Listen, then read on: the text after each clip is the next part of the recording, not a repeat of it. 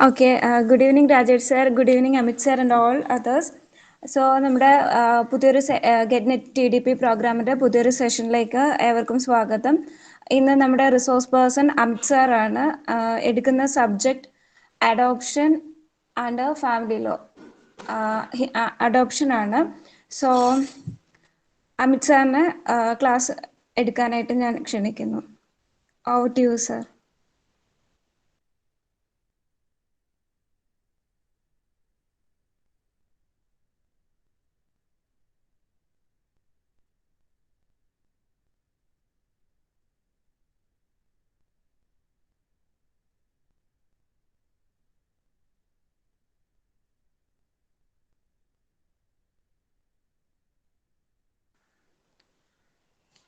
Amit sir ഇപ്പോൾ join ചെയ്യും. Hello, കേൾക്കാമോ? കേൾക്കാം സാർ. എനിക്കിവിടെ ചെറിയൊരു പ്രോബ്ലം ഉണ്ട്. ഈ ഇന്റർനെറ്റിന്റെ ചെറിയ ഇഷ്യൂസ് ഉണ്ട്. കേൾക്കാമല്ലേ ഇപ്പം? കേൾക്കാം സാർ. ഓക്കെ ഓക്കെ, സ്റ്റാർട്ട് ചെയ്യാമോ? Yes sir, please. Okay, so good evening all. So today we'll start a new session, and that is on adoption. So we have already had the one second please.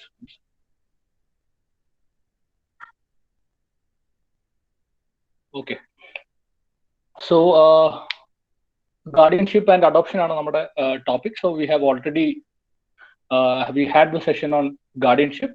Now we will move on to the next portion, that is the portion of this is called adoption. So എല്ലാവർക്കും അറിയാവുന്നതായിരിക്കും, but അറിയാവുന്നതാണെങ്കിലും so this is a little bit not complicated. So many procedures are involved. ഒത്തിരി കാര്യങ്ങളുള്ള ഒരു സാധനമാണ് ഈ adoption എന്ന് പറയുന്നത്. ഇപ്പോഴത്തെ കാലത്ത് അത്യാവശ്യം റെലവെന്റ് ആയിട്ടുള്ള ഒരു പോയിന്റ് ആണ് ഈ അഡോപ്ഷൻ. അപ്പം അഡോപ്ഷൻ ഈസ് നത്തിങ് ബട്ട് ഇതെന്താ ചെയ്യുന്നത് വെച്ച് കഴിഞ്ഞാൽ ഒരു ഫാമിലിയിൽ നിന്ന് ഒരു കുട്ടിയെ മറ്റൊരു ഫാമിലിയിലേക്ക് പറിച്ചു നടുക എന്ന് പറയുന്ന ഒരു സംഭവമാണ് adoption. So he will sever all his ties with the existing family or the family of his birth, and he will be considered as a child in the new family, or as if he is the biological size child of the new family. ഒരു പുതിയ ഫാമിലിയിലേക്ക് വന്നു കഴിയുമ്പം adopt ചെയ്ത് കഴിഞ്ഞാൽ സംഭവിക്കുന്നത്, പുതിയ കുട്ടി പുതിയ ഫാമിലിയിലേക്ക് ഒരു അച്ഛനും അമ്മയും അഡോപ്റ്റ് ചെയ്ത് കഴിഞ്ഞാൽ പുതിയ കുട്ടി അവരുടെ സ്വന്തം കുട്ടിയെ പോലെ എല്ലാ ലീഗൽ റൈറ്റ്സ് റെമഡീസ് പ്രിവിലേജസ് എല്ലാം ഉണ്ടായിരിക്കുന്ന ഒരു കുട്ടിയായിട്ട് പിന്നീട് അതിന് വളരാൻ പറ്റും, including inheritance from the new family.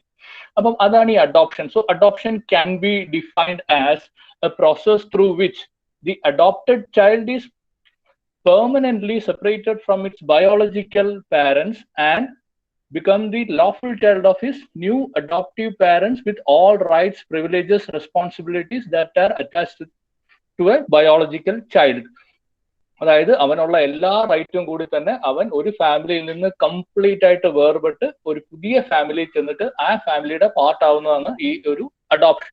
So ഇപ്പൊ ഇന്ത്യയിൽ നമ്മൾ നോക്കിക്കഴിഞ്ഞാൽ അഡോപ്ഷൻ ലോ എന്ന് പറയുന്ന ഒരു കോംപ്രിഹെൻസീവ് ആയിട്ടൊരു ലോ ഉണ്ടോ എന്ന് വെച്ചാൽ അത് ഒരു പേഴ്സണൽ ലോ സൈഡിൽ ഇല്ല എന്നുള്ളതാണ് എന്റെ സത്യം. കാരണം ഹിന്ദു അഡോപ്ഷൻ ആണെങ്കിൽ Hindu adoptions and maintenance act എന്ന് പറയുന്ന ഒരു ആക്ട് ഉണ്ട്. അവിടെയാണ് ഹിന്ദു അഡോപ്ഷൻസിനെല്ലാം ഡീൽ ചെയ്യുന്നുണ്ട്. കാരണം ഹിന്ദു ലോ അനുസരിച്ചിട്ട് ഒരു അഡോപ്ഷനെ ഹിന്ദു ലോ പണ്ടുതൊട്ട് റെക്കഗ്നൈസ്ഡ് ആണ്. കാരണം ഒരു അച്ഛനോ അമ്മയോ മരിച്ചു കഴിഞ്ഞാൽ, അച്ഛൻ മരിച്ചു കഴിഞ്ഞാൽ, പ്രത്യേകിച്ച് ഫാദർ മരിച്ചു കഴിഞ്ഞാൽ കർമ്മം ഒക്കെ ചെയ്യാൻ വേണ്ടിയിട്ട് മകൻ ഉണ്ടാവണം എന്ന് പറയുന്ന ഒരു ഇതാണ് ഹിന്ദു ലോയിലുള്ളത്. അപ്പം അത് ഉള്ളത് കൊണ്ട് തന്നെ ഒരു അഡോപ്ഷനെ ആക്ച്വലി ഹിന്ദു ലോ റെക്കഗ്നൈസ് ചെയ്തിട്ടുള്ള സാധനമാണ്. അങ്ങനെ റെക്കഗ്നൈസ് ചെയ്തിട്ടുള്ളത് കൊണ്ട് തന്നെ അതിന്റെ ബേസിലാണ് നമ്മൾ Hindu adoptions and maintenance act 1956 ഇവിടെ ഇന്ത്യയിൽ കൊണ്ടുവന്നിട്ടുള്ളത്. ഇനി ക്രിസ്ത്യൻസിനെയും മുസ്ലിംസിനെയും സംബന്ധിച്ചിടത്തോളം അവരുടെ ഒരു പേഴ്സണൽ ലോയിൽ ഒരു adoption it's not a recognised thing. ഒരു അഡോപ്ഷൻ മറ്റൊരു ഫാമിലിയിൽ നിന്ന് ഒരാളെ ഫാമിലിയായിട്ട് അഡോപ്റ്റ് ചെയ്യുക എന്നുള്ളത് ക്രിസ്ത്യൻസിനും മുസ്ലിംസിനും ഒന്നും അതൊരു റെക്കഗ്നൈസ് സാധനം അല്ലാത്തത് കൊണ്ട് ഒരു സ്പെസിഫിക് ആയിട്ടുള്ള ഒരു പേഴ്സണൽ ലോ, ഒരു ആക്ട്, ഒരു എനാക്ട്മെന്റ് ഇന്ത്യയിൽ ഇല്ല. ഇനി അങ്ങനെയുള്ളവർ അഡോപ്റ്റ് ചെയ്യുന്നതിന് വേണ്ടിയിട്ട് ഉള്ള ഏക ഒരു ആക്ട് എന്ന് പറയുന്നത് നമ്മുടെ ഒരു juvenile justice care and protection of children act എന്ന് പറയുന്ന ആക്ടാണ്. നമ്മൾ അതിലേക്ക് വരാം, 2015 അതിലേക്ക് വരാം. സോ നമ്മളിപ്പോ ഇന്ന് നോക്കേണ്ടത് 2 ആക്ട് ആണ് മെയിൻ ആയിട്ട്. One is for Hindus, exclusively for Hindus, that is the Hindu adoptions and maintenance act. അതാണ് അതിലെ adoption side. Who is eligible, how can a child be adopted, all these points are covered under the Hindu Adoptions and Maintenance Act for the Hindus. And the second side is the Juvenile Justice Care and Protection of Children Act. അതിൻ്റെ അകത്താണ് ബാക്കിയുള്ളവർ irrespective of religion എങ്ങനെ adopt ചെയ്യാന്നുള്ളൊരു side വരുന്നത് ആ ഒരു ആക്ടിലാണ്. അപ്പൊ 2 act നമുക്ക് ഇന്നൊരു ബ്രീഫായിട്ട് നോക്കാം എന്താണ് അത് ചെയ്യുന്നത് എന്നുള്ളത്. ഇനി ഇതിൻ്റെ അകത്ത് വേറൊരു കാര്യം നിങ്ങൾ ശ്രദ്ധിക്കേണ്ടതെന്ന് പറഞ്ഞിട്ടുണ്ടെങ്കിൽ ഹിന്ദു അഡോപ്ഷൻസ് ആൻഡ് മെയിൻ്റനൻസ് ആക്ടിൽ ഒരു കവർ ചെയ്തിരിക്കുന്ന അഡോപ്ഷൻ എന്ന് പറഞ്ഞു കഴിഞ്ഞാൽ that adoption is from one person who is giving a child in adoption and another person who is taking the child in adoption. അവിടെ 2 parties വേണം. ഒരു person who will be giving a child in adoption, the same time another person who will be taking that child in adoption. ആ കുട്ടിയെ adopt ചെയ്തെടുക്കുന്ന ഒരാളും adoption വേണ്ടി കൊടുക്കുന്ന ഒരാളും വേണം. ഈ 2 സൈഡും ഉള്ള, അതായത് ഒരു ഫാമിലിയിലെ അച്ഛനോ അത് ആരൊക്കെയാണെന്ന് നമുക്ക് നോക്കാം. സോ ഒരു ഫാമിലിയിൽ നിന്ന് ഒരു കുട്ടിയെ മറ്റൊരു ഫാമിലിയിലേക്ക് കൊടുക്കുകയും വേണം, മറ്റൊരു സ്ഥലത്തു നിന്ന് അവനെ അക്സെപ്റ്റ് ചെയ്യുകയും വേണം. ഈ ഒരു അഡോപ്ഷൻ ആണ് ഈ Hindu adoptions and maintenance ആക്ടിൽ cover ചെയ്യുന്നത്. ഇപ്പൊ നമ്മൾ ഓർഫനേജിൽ പോയിട്ട് അങ്ങനത്തെ അഡോപ്ഷൻ ഒന്നും ഹിന്ദു അഡോപ്ഷൻസ് ആൻഡ് മെയിൻ്റനൻസ് ആക്ടിൽ പർവിയിൽ വരുന്ന ഒരു സാധനമല്ല. അതിന് വരുന്നത് നമ്മൾ juvenile justice care and protection of children act ആണ്. നമുക്ക് അതിലേക്ക് വരാം. അപ്പൊ അത് ആ ആക്ട് നോക്കുമ്പോൾ നമുക്ക് ആ ഒരു ഏരിയ നമുക്ക് പറയാം. First, we will look into the adoption and its rules, eligibility, everything as prescribed under the Hindu Adoptions and Maintenance Act. അപ്പം ഈ Hindu adoptions and maintenance act എന്ന് പറയുന്നത് 1956 വന്ന ഒരു ആക്ട് ആണ്. 1956 വന്നത്. You can not it down. So this act was enacted in the year 1956. The name is Hindu Adoptions and Maintenance Act. ഇത് with effect from 31/10/19. ഇത് ജമ്മു ആൻഡ് കാശ്മീരിലും ഇപ്പം ആപ്ലിക്കബിൾ ആണ് വിത്ത് എഫക്ട് ഫ്രം 31/10/2019. അത്രയും നാളും all of India except JNK ആയിരുന്നു. ഇപ്പം എല്ലായിടത്തും applicable ആണ്. ഇപ്പം ഈ ആക്ട് എല്ലാ ഹിന്ദുസും ആപ്ലിക്കബിൾ ആണ്. ഹിന്ദുസ് എന്ന് പറഞ്ഞാൽ നമ്മൾ ഹിന്ദു മാരേജ് ആക്ട് ഒക്കെ പഠിച്ചപ്പം പറഞ്ഞതുപോലെ ഓൾ ടൈപ്സ് ഓഫ് ഹിന്ദുസ്, അതിൻ്റെ അകത്ത് ബുദ്ധിസ്റ്റ് വരാം, ജൈനിസ്റ്റ് വരാം, അങ്ങനത്തെ എല്ലാവരും അടങ്ങുന്ന ഒരു കോംപ്രിഹെൻസീവ് ആയിട്ടുള്ള ഒരു ടേം ആണ് ഈ ഒരു ഹിന്ദു എന്ന് പറയുന്ന ഈ ഒരു ആക്ടിൽ പറഞ്ഞിരിക്കുന്ന ഹിന്ദുവിന്റെ ഡെഫിനേഷനിൽ വരുന്ന കാര്യം. അപ്പൊ it applies all Hindus and it extends to entire India. അതാണ് ഈ ഹിന്ദു അഡോപ്ഷൻസ് ആൻഡ് മെയിൻ്റനൻസ് ആക്ടിന്റെ ഇപ്പോഴത്തെ ഒരു അവസ്ഥ. ഈ ആക്ട് വരുമ്പോൾ തന്നെ പറഞ്ഞിട്ടുണ്ട് all the existing custom, existing practice or any law which is inconsistent with the provisions of this act, ഇങ്ങനെ എന്തെങ്കിലും ഒക്കെ ഉണ്ടെങ്കിൽ this act will override all such inconsistencies എന്ന് പറയുന്നു. അത് സെക്ഷൻ 4 പറയുന്നത്. അപ്പൊ എന്താ വെച്ച് കഴിഞ്ഞാൽ പണ്ട് കാലത്ത് നടന്നു വന്നിരുന്ന പ്രാക്ടീസും കസ്റ്റമും ഒക്കെ നിർത്തി എല്ലാത്തിൻ്റെയും കൂടെ ഇതിന്റെ ഒരു ഒറ്റ എനാക്ട്മെന്റിന്റെ കീഴിൽ കൊണ്ടുവരാൻ വേണ്ടിയിട്ടാണ്. അപ്പം any custom usage which is contrary to the principles lay down in the act, so to that extent those customs and practice will not take effect. Similarly, any enactment which is having inconsistent provisions with the provisions of this act, then the provisions of the Hindu Adoptions and Maintenance Act will take effect, or this will supersede the provisions of the other acts which are inconsistent with this act. അപ്പൊ അതൊരു inconsistent. അപ്പൊ ഈ ഒരു act prevail ചെയ്യും, ഈ ഒരു area adoption ഏരിയയിൽ prevail ചെയ്യുന്നതാണ്. എന്നിട്ട് ഇതിൻ്റെ അകത്ത് വേറെ വളരെ ശ്രദ്ധിക്കേണ്ട ഒരു കാര്യം എന്ന് പറഞ്ഞാൽ സെക്ഷൻ 5 ഇവർ വളരെ വ്യക്തമായിട്ട് പറയുന്നുണ്ട് any adoption made in violation of the provisions of this act is void ആണ്. അത് വളരെ വ്യക്തമായിട്ട് അവർ പറയുന്നതാണ്, വോയിഡ് ആണ്. Any adoption made in violation of this act is void എന്ന് സെക്ഷൻ 5 വളരെ വ്യക്തമായിട്ട് പറയുന്നതാണ്. ഇനി ഇതിൻ്റെ അത് ജനറൽ ആയിട്ട് പറയുന്നത് requisites of A valid adoption. അതാണ് നമ്മുടെ first point, requisites of A valid adoption. ഒരു വാലിഡ് അഡോപ്ഷന് എന്തൊക്കെ പ്രധാനപ്പെട്ട പോയിന്റ് അത് സെക്ഷൻ 6 പറയുന്നത്. സെക്ഷൻ 6 ജനറൽ ആയിട്ട് പറയുകയും തുടർന്ന് വരുന്ന സെക്ഷനിൽ അതിനെ എലാബറേറ്റ് ആയിട്ട് പറയുകയും ചെയ്യുന്ന ഒരു ആക്ട് ആണ് ഇത്. അപ്പൊ സെക്ഷൻ 6 ഇതിന്റെ general requisites of A valid adoption. And the first thing, capacity and right to take in adoption. The person who is taking a child in adoption, he should have the capacity and right to take in adoption. ഇത് എന്താണെന്നൊക്കെ ഉള്ളത് അടുത്ത പ്രൊവിഷനിൽ വരും, എന്താണ് capacity എന്നുള്ളത്. അതേപോലെ person giving in adoption has the capacity to do so. ഞാൻ നേരത്തെ പറഞ്ഞു, ഇവിടെ അഡോപ്ഷൻ നടക്കുമ്പോൾ ഒരാൾ കൊടുക്കുകയും ഒരാൾ എടുക്കുകയും വേണം കുട്ടിയെ. അപ്പം കൊടുക്കുന്ന ആൾക്കും he also should have the capacity to give the child in adoption. അപ്പം അത് അയാളുടെ കപ്പാസിറ്റി, അയാൾക്കും അതിനുള്ള കപ്പാസിറ്റി ഉണ്ടായിരിക്കുന്ന ആളായിരിക്കണം. മൂന്നാമത്തത്, the person adopted is capable of being taken in adoption. ഏത് കുട്ടിയാണോ അഡോപ്റ്റ് ചെയ്യുന്നത് ആ കുട്ടി, she should be a person child who is capable of being taken in adoption. Adoption എടുക്കത്തക്ക രീതിയിലുള്ള കപ്പാസിറ്റിയോടുള്ള കുട്ടിയായിരിക്കണം. അടുത്തത്, adoption made in compliance should be made in compliance of the provisions of this act. അപ്പൊ ഇങ്ങനെ 4 general provision ആണ് പറയുന്നത് ഒരു valid അഡോപ്ഷന്റെ pre requisite ആയിട്ട്. ഒന്ന്, അഡോപ്റ്റ് ചെയ്യുന്ന ആൾക്ക് കപ്പാസിറ്റി ഉണ്ടായിരിക്കണം, അഡോപ്ഷന് കൊടുക്കുന്ന ആൾക്ക് കപ്പാസിറ്റി ഉണ്ടായിരിക്കണം, and the third one is ആ കുട്ടി ആരെയാണോ അഡോപ്റ്റ് ചെയ്യുന്നത് ആ കുട്ടിക്കും ഈ അഡോപ്റ്റ് ചെയ്യപ്പെടാനുള്ള കപ്പാസിറ്റി ഉണ്ടായിരിക്കണം. And the fourth one is the compliance with the terms of, or not the terms, the provisions of this act. അപ്പൊ ഇത്രയും ഉണ്ടെങ്കിലാണ് അതിന്റെ ജനറൽ ആയിട്ട് പറഞ്ഞു പോകുന്നതാണ്. ഇനി അതിന്റെ സെക്ഷൻ 7 പറയുന്ന കാര്യം എന്ന് പറഞ്ഞു കഴിഞ്ഞാൽ ഈ ഒരു കപ്പാസിറ്റിയെ പറ്റിയാണ്. Who is having the capacity to adopt എന്നുള്ളതാണ്. അപ്പം who is having the capacity to adopt, the capacity ആർക്കൊക്കെയാണെന്ന് പറയുന്നതിന്റെ first point, he should be of sound mind. One, sound mind ആയിരിക്കണം. And he should not be a minor. അപ്പം നമ്മുടെ contract ആക്ടിൽ പറഞ്ഞ പോലത്തെ ഒരു പ്രൊവിഷൻ ആണ് ഒരു അൺസൗണ്ട് മൈൻഡ്. ഇപ്പം capacity to adopt, he should not be a person of unsound mind, അല്ലെങ്കിൽ ഇയാൾ സൗണ്ട് മൈൻഡ് ആയിരിക്കണം. And he should not be a minor. And if the wife is alive, ഇപ്പോൾ ഒരു മനുഷ്യനാണ് അഡോപ്റ്റ് ചെയ്യുന്നുണ്ടെങ്കിൽ, if his wife is alive, consent of the wife is mandatory. Otherwise, he should not adopt a child without the consent of his wife if she is alive. അപ്പൊ ഭാര്യ ജീവിച്ചിരിക്കുമ്പോൾ ഒരാൾക്ക് adopt ചെയ്യണം. ഇപ്പൊ എനിക്ക് അഡോപ്റ്റ് ചെയ്യണം എന്നുണ്ടെങ്കിൽ, എന്റെ വൈഫ് ജീവിച്ചിരിക്കുന്നുണ്ടെങ്കിൽ വൈഫിന്റെ കൺസെന്റോട് കൂടി മാത്രമേ അഡോപ്റ്റ് ചെയ്യാൻ പറ്റുള്ളൂ. അതാണ് തേർഡ് പോയിന്റ്. അപ്പൊ ഈ തേർഡ് പോയിന്റ് അത് ചെറിയൊരു പ്രൊവൈസോ ഉണ്ട്. പ്രൊവൈസോ എന്ന് പറഞ്ഞാൽ എക്സെപ്ഷൻ ഉണ്ട്. അപ്പം വൈഫിന്റെ കൺസെന്റ് വേണ്ടാത്ത 1-2 സാഹചര്യങ്ങളുണ്ട്. ഒരു 3 സാഹചര്യം ആണ് ആക്ടില് സെക്ഷൻ 7 പറയുന്നത്. അതെന്തൊക്കെയാന്ന് വെച്ച് കഴിഞ്ഞാല്, if wife has completely and fully renounced the word, അതായത് വൈഫ് ഒരു മറ്റേ ഈ സന്യാസത്തിലേക്കൊക്കെ പോകുന്നില്ല, അല്ലെങ്കിൽ ഈ ലൗകിക ജീവിതം വെടിഞ്ഞ് ഇതിൽ നിന്നെല്ലാം മാറി നിന്ന് ഡിറ്റാച്ച്ഡ് ആയിട്ടുള്ള ഒരു finally and completely renounce the world, അങ്ങനെ ഒരു പേഴ്സൺ ആണ്. അല്ലെങ്കിൽ wife has cease to be a Hindu, wife Hindu അല്ലാതായി മാറി ബൈ കൺവേർഷൻ ഓർ അതർവൈസ്, അവർ കൺവേർഷൻ വഴി വേറൊരു മുസ്ലിമോ ക്രിസ്ത്യനോ ആയി കഴിഞ്ഞാൽ wife cease to be a Hindu. ഇനി മൂന്നാമത്, wife is declared by a competent court that she is a person of unsound mind. Unsound mind ആണെന്ന് കോടതി ഡിക്ലെയർ ചെയ്ത ഒരു വ്യക്തിയാണ് വൈഫ് എന്നുണ്ടെങ്കിൽ, സോ അപ്പൊ 3 പോയിന്റ് പറഞ്ഞു. Wife, 1, renounce the world.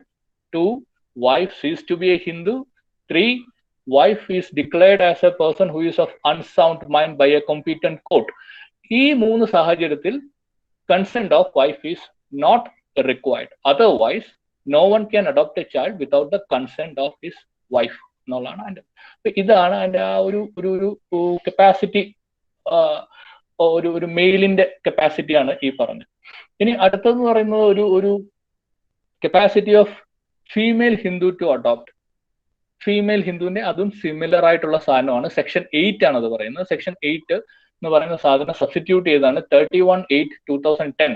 അപ്പൊ അതിനു മുമ്പ് വരെ ഈ ഫീമെയിൽ അഡോപ്റ്റ് ചെയ്യുന്നതിന്റെ ഒരു ഇഷ്യൂ ഉണ്ടായിരുന്നു. അപ്പൊ അത് അവർ പരിഹരിച്ച് വന്നതാണ് 31/8/2010 2010 ഓഗസ്റ്റ് 31 ഇൻ എഫക്ട് വന്ന ഒരു അമെന്റ്മെന്റ് വഴിയാണ് സെക്ഷൻ 8 അവർ സബ്സ്റ്റിറ്റ്യൂട്ട് ചെയ്ത് പുതിയ സെക്ഷൻ 8 വന്നത്. അപ്പൊ section 8 capacity of a female to adopt similar ആണ് ആസ് ഓഫ് എന്ന മെയിൽ. അതിന്റെ അകത്തും പറയുന്നത് 1, he should be of sound mind, she should be of sound mind, minor ആവാൻ പാടില്ല, should not be a minor, and if the husband is alive, husband's consent is mandatory for adoption. ഹസ്ബൻഡിന്റെ consent വേണം.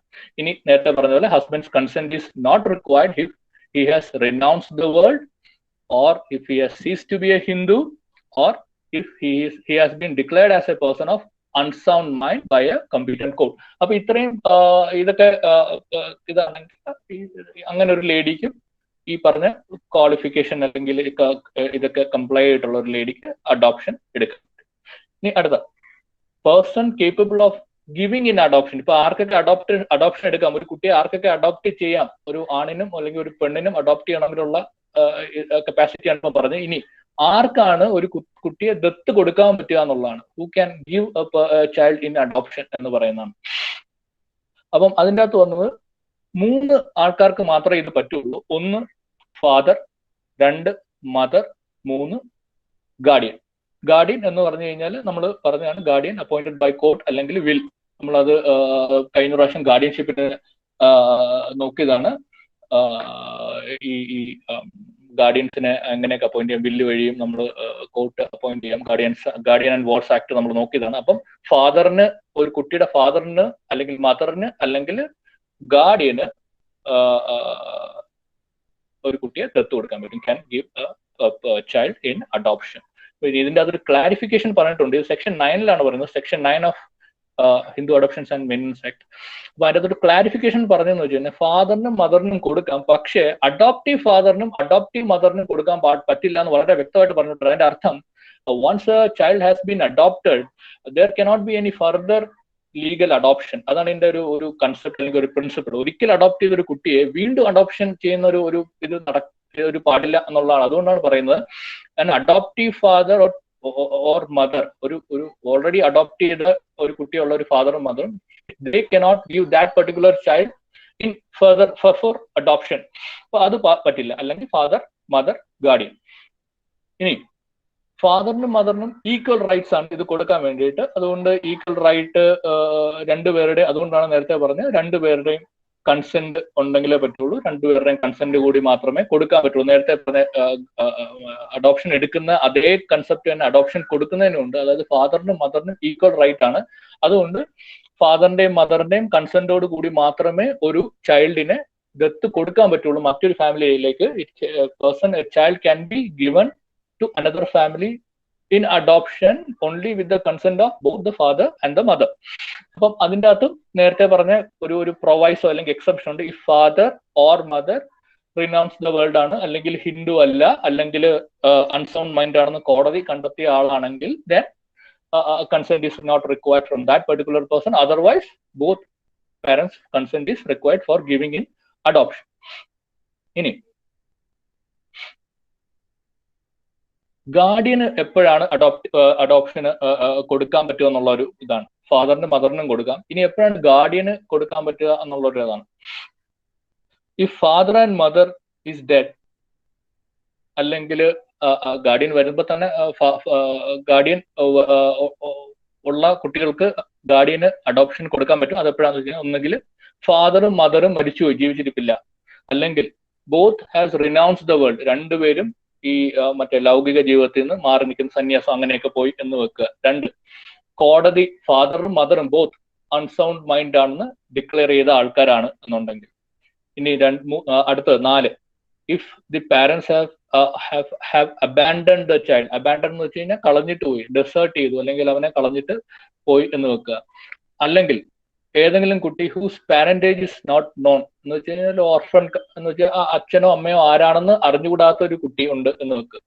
അപ്പം ഇങ്ങനെയുള്ള സാഹചര്യങ്ങളിൽ a guardian may give the child in adoption with the prior permission of the court to any person or to himself എന്ന് പറഞ്ഞു കഴിഞ്ഞാൽ section 9 ആണ് ഇതൊക്കെ പറയുന്നത്. Section 9 subsection 4. സെക്ഷൻ 9(4) പറയുന്നത് ഗാർഡിയന്റെ റൈറ്റ് പറയുന്നത് അഡോപ്ഷൻ എപ്പോൾ കൊടുക്കാം എന്നുള്ളതാണ്. അപ്പൊ ഈ പറഞ്ഞ സാഹചര്യങ്ങളിലൊക്കെ അച്ഛനും അമ്മയും ഇല്ല, അല്ലെങ്കിൽ അച്ഛനും അമ്മയും സന്യാസത്തിലാണ്, അല്ലെങ്കിൽ കുട്ടിയെ കളഞ്ഞിട്ട് പോയി, അല്ലെങ്കിൽ പാരന്റേജ് നോട്ട് നോൺ, അച്ഛനും അമ്മയും ആരാണെന്ന് അറിയില്ല. അങ്ങനെ ഒരു അവസ്ഥയിൽ ഗാർഡിയന്, കോടതി അപ്പോയിന്റ് ചെയ്ത ഗാർഡിയൻ ഉണ്ടാവുമല്ലോ ഒരു കുട്ടിക്ക്, ആരെങ്കിലും അപ്രോച്ച് ചെയ്ത് ഉണ്ടെന്നുണ്ടെങ്കിൽ ആ ഗാർഡിയന് കുട്ടിയെ ദത്ത് കൊടുക്കാൻ പറ്റും, provided with the prior permission of the court. കോടതിയുടെ പെർമിഷനോട് കൂടിയേ ചെയ്യാൻ പറ്റുള്ളൂ. അത് കൊടുക്കുമ്പം he can give that child in adoption to himself also. അത് സ്വന്തമായിട്ടും അഡോപ്റ്റ് ചെയ്യാം. അങ്ങനെ സ്വന്തമായിട്ട് അഡോപ്റ്റ് ചെയ്യാനുള്ള വ്യത്യാസം എന്ന് വെച്ച് കഴിഞ്ഞാൽ അയാളുടെ പിന്നത്തെ അയാളുടെ സ്റ്റാറ്റസ് മാറി.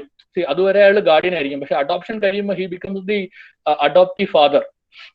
അല്ലെങ്കിൽ ലേഡി ആണെങ്കിൽ അഡോപ്റ്റീവ് മദർ. അപ്പൊ ആ ഒരു അവരുടെ ഒരു സ്റ്റാറ്റസ് മാറും. അപ്പൊ അത് ഈ നമ്മുടെ ആക്ട് റെക്കഗ്നൈസ് ചെയ്തിട്ടുണ്ട്, ഈ ഗാർഡിയനെ സ്വന്തമായിട്ട് അഡോപ്ഷൻ ചെയ്യാൻ പറ്റുന്നുള്ളത് ചെയ്തിട്ടുണ്ട്. ഇനി ആരെ അഡോപ്റ്റ് ചെയ്യാം, who can be adopted, for the person who may be adopted. അത് സെക്ഷൻ 10 പറയുന്നത്, ഈ ആക്ടിന്റെ സെക്ഷൻ 10 ആരെയൊക്കെ അഡോപ്റ്റ് ചെയ്യാം എന്ന് പറയുന്നത്. അപ്പം അതിന്റെ അകത്ത് Hindu adoptions and maintenance act അനുസരിച്ചിട്ടുള്ള അഡോപ്ഷൻ ആണെങ്കിൽ the child should be a Hindu ആയിരിക്കണം. വളരെ വ്യക്തമായിട്ട് പറയുന്നതാണ് section 10, should be a Hindu. അത് കഴിഞ്ഞിട്ട് നോട്ട് ഓൾറെഡി അഡോപ്റ്റഡ്, അത് നേരത്തെ പറഞ്ഞ സാധനമാണ്. ഒരിക്കൽ അഡോപ്റ്റ് ചെയ്ത ആളെ പിന്നെ അഡോപ്റ്റ് ചെയ്യാൻ പറ്റത്തില്ല, അതുകൊണ്ടാണ് ഒരു നോട്ട് ഓൾറെഡി അഡോപ്റ്റഡ്. അടുത്തത് നോട്ട് ബീൻ മാരീഡ്, മാരേജ് കഴിഞ്ഞ ഒരു കുട്ടി even if she is a minor, then adoption പറ്റില്ല unless there is a custom or practice to the contrary. അവരുടെ ആ ഒരു ഗ്രൂപ്പിൽ അല്ലാതെ ഒരു കസ്റ്റം ഇല്ലാത്തിടത്തോളം കാലം കല്യാണം കഴിച്ചു കഴിഞ്ഞ കുട്ടികളെ അഡോപ്റ്റ് ചെയ്യാൻ പാടില്ല. Or she or he has not completed the age of 15. ഇപ്പൊ 15 വയസ്സാണ് ഈ ആക്ട് അനുസരിച്ചിട്ട് അഡോപ്ഷൻ ഉള്ള ഒരു ഹയർ ഏജ് ലിമിറ്റ് ആയിട്ട് വെച്ചിരിക്കുന്നത്. നോട്ട് ചെയ്ത് വെച്ചിരുന്നാൽ 15 years ആണ്. അപ്പൊ ആരെ ചെയ്യാന്ന് പറഞ്ഞാൽ he should not be above the age of 15. 15 വയസ്സിൽ മേളിൽ ആവാത്തൊരു കുട്ടിയാണ്. അവിടെയും മറ്റേ പ്രൊവിഷൻ ഉണ്ട്, unless there is a custom or usage to the contrary എന്നുള്ളൊരു സാധനം അതിൻ്റെ അകത്തും പറയുന്നുണ്ട്. അപ്പം ഈ ഒരു 4 points ആണ് ഈ അഡോപ്റ്റ് ചെയ്യേണ്ട ചൈൽഡിന്റെ ക്വാളിഫിക്കേഷൻ, അല്ലെങ്കിൽ എങ്ങനെ ഒരു ചൈൽഡിനെ അഡോപ്റ്റ് ചെയ്യാൻ പറ്റും എന്ന് പറയുന്നത്. ഹിന്ദു ആയിരിക്കണം, 15 വയസ്സ് മാക്സിമം, അൺമാരീഡ് ആയിരിക്കണം, not already adopted, should not be a person who has already been adopted, അങ്ങനെ വരാൻ പാടില്ല. അപ്പൊ ഈ ഒരു 4 point ആണ് സെക്ഷൻ 10 പറയുന്നത്. അപ്പം നമ്മൾ കണ്ടു ആർക്ക് അഡോപ്ഷൻ കൊടുക്കാം, ആർക്ക് അഡോപ്ഷൻ എടുക്കാം, ആരെ അഡോപ്റ്റ് ചെയ്യാം. ഈ ഒരു 3 point ഇപ്പം ആയി കഴിഞ്ഞു. ഇനി അല്ലാതെ ചില കണ്ടീഷൻസ് ഒക്കെ പറയുന്നുണ്ട് ഇതിന്റെ അകത്ത്, അതായത് പ്രായ വ്യത്യാസം, അങ്ങനെ ചില കണ്ടീഷൻസ് ഒക്കെ ഇതിന്റെ അകത്തുണ്ട്. Other conditions for A valid adoption, അത് വരുന്നത് സെക്ഷൻ 11 പറയുന്നത്. സെക്ഷൻ 11 ഓഫ് ദി ആക്ട് അതിൽ പറയുന്നത് if the adoption is of a son, first point എന്ന് വെച്ചാൽ ഒരു ആൺകുട്ടിയാണ് അഡോപ്റ്റ് ചെയ്യുന്നുണ്ടെങ്കിൽ the adoptive father or mother must not have Hindu son, വളരെ വ്യക്തമായിട്ട് പറയുന്നുണ്ട്, ഹിന്ദു സൺ ഓർ സൺ. ഇത്രയും പേര് ഉണ്ടെന്നുണ്ടെങ്കിൽ അഡോപ്റ്റ് ചെയ്യാൻ പറ്റില്ല. ഈ Hindu adoptions and maintenance act അനുസരിച്ച് അഡോപ്റ്റ് ചെയ്യാൻ പറ്റില്ല. ഹിന്ദുവായിട്ടുള്ള ഒരു മകനോ മകന്റെ മകനോ 3 തലമുറ വരെ ഉള്ള ആണുങ്ങൾ ജീവിച്ചിരിപ്പുണ്ടെന്നുണ്ടെങ്കിൽ ആ ആൾക്കാർ it can B either legitimate or adoptive. ഈ പറഞ്ഞ ഹിന്ദു സൺ അല്ലെങ്കിൽ സൺ അതൊക്കെ അഡോപ്റ്റീവ് ഇൻക്ലൂഡഡ് ആണ്, അഡോപ്റ്റീവ് ചിൽഡ്രൻ ഇൻക്ലൂഡഡ് ആണ്. അപ്പം ഇങ്ങനെ ഉള്ള ഒരു ആൺകുട്ടിയാണ് എടുക്കണം എന്നുണ്ടെങ്കിൽ അവർക്ക് മകനോ മകന്റെ മകനോ ഉണ്ടാവാൻ പാടില്ല. അങ്ങനെയുള്ള ഒരാൾക്കേ പറ്റുള്ളൂ. അതാണ് ഫസ്റ്റ് പോയിന്റ്. ഇനി ഡോട്ടറിനെ ആണെന്നുണ്ടെങ്കിൽ the adoptive father or mother must not have a Hindu daughter or a son's daughter. അവിടെ 2 പോയിന്റേ ഉള്ളൂ. ഡോട്ടറിനെ ആണ് ദത്തെടുക്കാൻ ഉദ്ദേശിക്കുന്നതെങ്കിൽ അവർക്കൊരു ഹിന്ദു ഡോട്ടറും ഉണ്ടാവാൻ പാടില്ല, ഒരു മകന്റെ മകളോ ഉണ്ടാവാൻ പാടില്ല. Hindu daughter or son's daughter viz legitimate or adoptive living at the time of adoption. അപ്പൊ അഡോപ്ഷന്റെ സമയത്ത് അങ്ങനെ 2 പേര് ഉണ്ടാവാൻ പാടില്ല. അപ്പൊ അടുത്ത 3ാമത്തെ പോയിന്റ്. ഇനി അഡോപ്റ്റ് ചെയ്യുന്ന ഒരു സണ്ണിനെയാണ്, ഒരു മെയിലിനെയാണ്, and the mother is adopting, ഒരു സ്ത്രീയാണ് അഡോപ്റ്റ് ചെയ്യുന്നത്, ഒരു ആൺകുട്ടിയാണ് അഡോപ്റ്റ് ചെയ്യുന്നതെങ്കിൽ the age difference should be minimum 21 years. അത് ഈ ആക്ട് പ്രിസ്ക്രൈബ് ചെയ്യുന്ന സെക്ഷൻ 11 പ്രിസ്ക്രൈബ് ചെയ്യുന്ന ഒരു പോയിന്റ് ആണ്. സെക്ഷൻ 11 പറയുന്നതെന്ന് വെച്ച് കഴിഞ്ഞാൽ അഡോപ്റ്റീവ് മദർ ആണ്, അതുപോലെ ഒരു സ്ത്രീയാണ്, female is adopting a male child, then the age difference between these 2 persons should be minimum 21 years. 21 വയസ്സിന്റെ ഒരു ഡിഫറൻസ് വേണം. അതുപോലെ തന്നെയാണ് നേരെ തിരിച്ചും, ഒരു മെയിലാണ് ഇത് ചെയ്യുന്നുണ്ടെങ്കിൽ if mail is adopting A female child, അപ്പം അങ്ങനെയാണെങ്കിലും ഈ ഫീമെയിൽ ചൈൽഡിന്റെ ഏജും മെയിൽ ഫാദർ അഡോപ്റ്റീവ് ഫാദറിന്റെ ഏജും തമ്മിൽ should be A difference of 21 years. 21 വയസ്സിന്റെ ഡിഫറൻസ്, ഈ ഡിഫറൻറ്റ് സെക്സ് ആണ് ഇവരെന്നുണ്ടെങ്കിൽ ആ ഒരു 21 years ഡിഫറൻസ് മിനിമം വേണം. ഇനി അടുത്ത പറയുന്നത് same child cannot be adopted simultaneously by 2 or more persons. ഒരേ സമയം ഒരു കുട്ടിയെ ഒന്നിൽ കൂടുതൽ ആൾക്കാർക്ക് അഡോപ്റ്റ് ചെയ്യാൻ പറ്റില്ല. അത് നോർമൽ കണ്ടീഷനാണ്. ഒരേ സമയം അഡോപ്റ്റ് ചെയ്യാൻ പറ്റില്ല. അടുത്തത്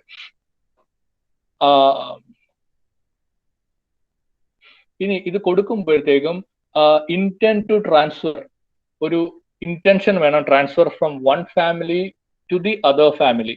ആ ഒരു ഇന്റൻഷനോട് കൂടി വേണം കുട്ടിയെ ട്രാൻസ്ഫർ ചെയ്യാൻ.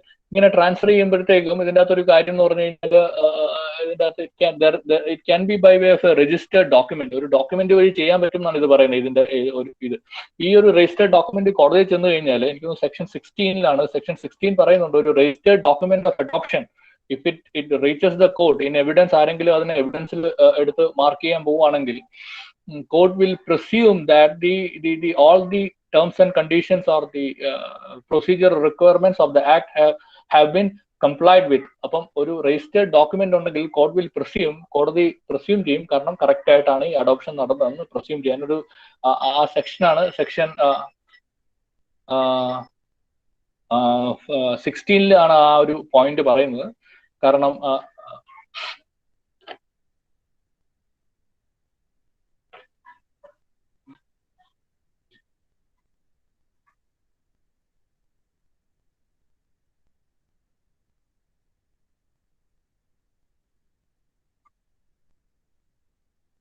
സെക്ഷൻ 16 തന്നെയാണ് അത് പറയുന്നത്. കാരണം ഒരു ഡോക്യുമെന്റ് ഉണ്ടെങ്കിൽ ചെയ്യാമെന്ന്. അപ്പൊ ഒരു ഫാമിലിയിൽ നിന്ന് മറ്റൊരു ഫാമിലിക്ക് വിത്ത് ദ ഇന്റന്റ് ആണ് അതിന്റെ ഇതായിരിക്കണം. പിന്നെ അടുത്ത ലാസ്റ്റ് പോയിന്റ് എന്ന് പറഞ്ഞു കഴിഞ്ഞാൽ ഇവര് ആക്ടിൽ വളരെ വ്യക്തമായിട്ട് പറയുന്നത് datta homam is not required for the validity of adoption.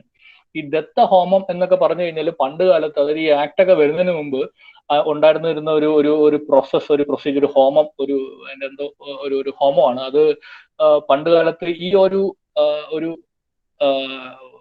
Giving in and taking, ഈ രണ്ട് കാര്യമുണ്ട്. ഒരു family if is giving in adoption and other party is taking in adoption, അങ്ങനെ ചെയ്താൽ പോലും the process of adoption will be complete only upon the performance of this datta homam. അതായിരുന്നു പണ്ടത്തെ ഒരു പൊസിഷൻ. ഈ ദത്ത ഹോമം എന്ന് പറഞ്ഞാൽ പണ്ട് എല്ലാവർക്കും ഒന്നുമില്ല. എനിക്ക് തോന്നുന്നത് ബ്രാഹ്മിൺ, ക്ഷത്രിയ, വൈശ്യ ഇത്രയും ഒരു സെക്ട് ആയിട്ടുള്ള ആൾക്കാരുടെ ഇടയിലായിരുന്നു ഈ ഒരു ദത്ത് ഹോമം. ശൂദ്രയുടെ ഇടയിൽ ഇതില്ലായിരുന്നു എന്നാണ് പറയപ്പെടുന്നത്. അപ്പൊ ഈ ആദ്യത്തെ 3 വർണ്ണാസിനും ഇടയ്ക്ക് ഈ ഒരു ബ്രാഹ്മിൺ, ക്ഷത്രിയ, വൈശ്യ അവരുടെ ഇടയിൽ ഉണ്ടായിരുന്നൊരു സാധനമാണ് ഇത് ഇമ്പോർട്ടന്റ് ആണ്. അത് ഡിസിഷനൊക്കെ പഴയ 1926 അല്ലെങ്കിൽ 56 മുമ്പുള്ള പല ഡിസിഷനിലും കോടതി പറയുന്നതെന്ന് വെച്ച് കഴിഞ്ഞാൽ only upon completion of this homam the adoption will become final എന്ന് പറയുന്നത്. അപ്പൊ ഇപ്പം ഈ ആക്ട് വന്നപ്പോൾ ആക്ട് വളരെ വ്യക്തമായിട്ട് പറഞ്ഞു ഈ ഹോമത്തിന്റെ ഒന്നും ഒരു ആവശ്യമില്ല.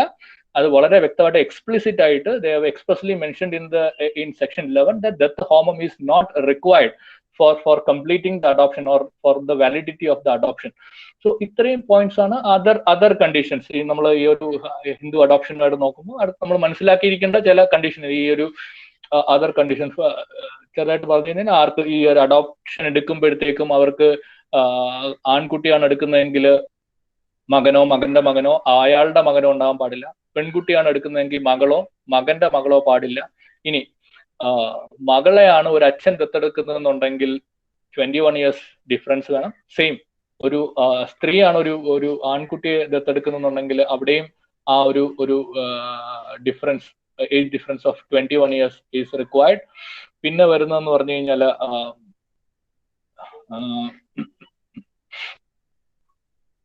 ഈ ഏതായിരുന്നു ദത്ത് ഹോമം, ദത്ത് ഹോമത്തിന്റെ ആവശ്യമില്ല. പിന്നെ സെയിം ചൈൽഡിനെ രണ്ടു പേർക്ക് അല്ലെങ്കിൽ 2ൽ കൂടുതൽ പേർക്ക് ഒരേ സമയം same child cannot be simultaneously adopted. പിന്നെ ലാസ്റ്റ് പോയിന്റ് എന്ന് വെച്ച് കഴിഞ്ഞാൽ there should be an intention to give the person to the new family from the family of birth. അപ്പം അത്രയാണ് അതിന്റെ ഒരു പ്രധാനപ്പെട്ട അല്ലാത്ത പോയിന്റ്സ് ആൻഡ് അതർ പോയിന്റ്സ്. ഇനി അഡോപ്റ്റഡ് ചൈൽഡിന് അതിന്റെ ഒരു ലീഗൽ കോൺസിക്വൻസ് എഫക്ട് എന്ന് പറയുന്നത് അഡോപ്ഷന്റെ ഒരു എഫക്ട് അല്ലെങ്കിൽ അഡോപ്ഷന്റെ legal consequence mean an adopted child shall be deemed to be the child of the adoptive father or mother from the date of adoption.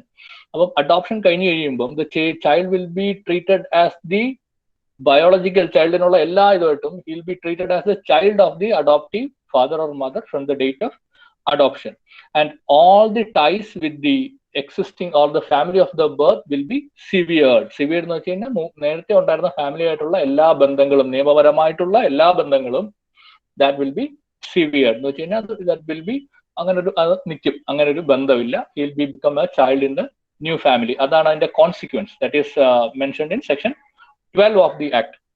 അത് കഴിഞ്ഞിട്ട് അതിൻ്റെ അകത്ത് ചെറിയൊരു ഇതുള്ളതെന്ന് പറഞ്ഞാൽ ചൈൽഡ് കനോട്ട്, ഇതിൻ്റെ അകത്ത് ചെറിയൊരു ഈ ഒരു ടൈ വിട്ടുപോയാൽ പോലും, അതായത് even if he severs all his ties with the family of the birth, ഇതിനകത്തൊരു ബയോളജിക്കൽ ടൈസ് ഒരിക്കലും നമുക്ക് മനുഷ്യനായിട്ട് ഒരിക്കലും അത് ബ്രേക്ക് ചെയ്യാൻ പറ്റില്ല.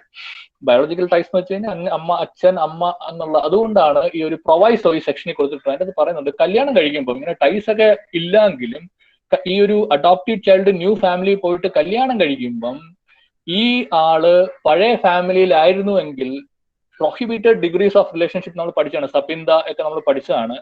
ആ ഡിഗ്രീസിലുള്ള ആരെയും കല്യാണം കഴിക്കാൻ പാടില്ല. Even if he is adopted to a new family, he cannot marry a person from the family of birth, a person from his family of birth, if that person is related to him and that relationship comes within the ambit of that prohibited degrees as given in section 5 of Hindu Marriage Act. അതിൽ 5 ആണെന്ന് തോന്നുന്നു Hindu marriage ആക്ടിൽ പറഞ്ഞേക്കുന്ന. അതിൽ വരുന്ന ഒരാളെ even പുതിയൊരു സ്ഥലത്ത് പോയാൽ പോലും പുള്ളിക്ക് കല്യാണം കഴിക്കാൻ പറ്റില്ല.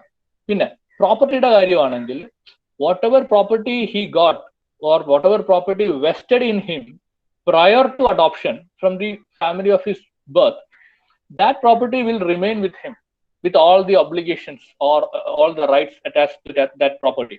അതായത് എനിക്ക് അല്ലെങ്കിൽ അഡോപ്റ്റ് ചെയ്യപ്പെടുന്ന ചൈൽഡിന് from his family of birth, അവന്റെ ഒറിജിനൽ ഫാമിലിയിൽ ഏതെങ്കിലും വസ്തു അവന്റെ കൈവശം എത്തിച്ചേർന്നിട്ടുണ്ടെങ്കിൽ, വെസ്റ്റഡ് ആണെന്നുണ്ടെങ്കിൽ, ആ vested property will not be divesting because of an adoption on a future date. അപ്പോൾ vested property shall continue to remain vested with the child and that property provided that property has been vested with the child prior to the date of adoption. അപ്പം ആ property അവന് use ചെയ്യാൻ പറ്റും. Even adoption will not take away his rights on properties which he has vested interest, അല്ലെങ്കിൽ അവന് over which the interest are already vested in him. അപ്പൊ അതൊരു point ശ്രദ്ധിക്കേണ്ട ഒരു പോയിന്റ് ആണ്. പ്രോപ്പർട്ടിക്കൊന്നും യാതൊരു പ്രശ്നവും വരില്ല.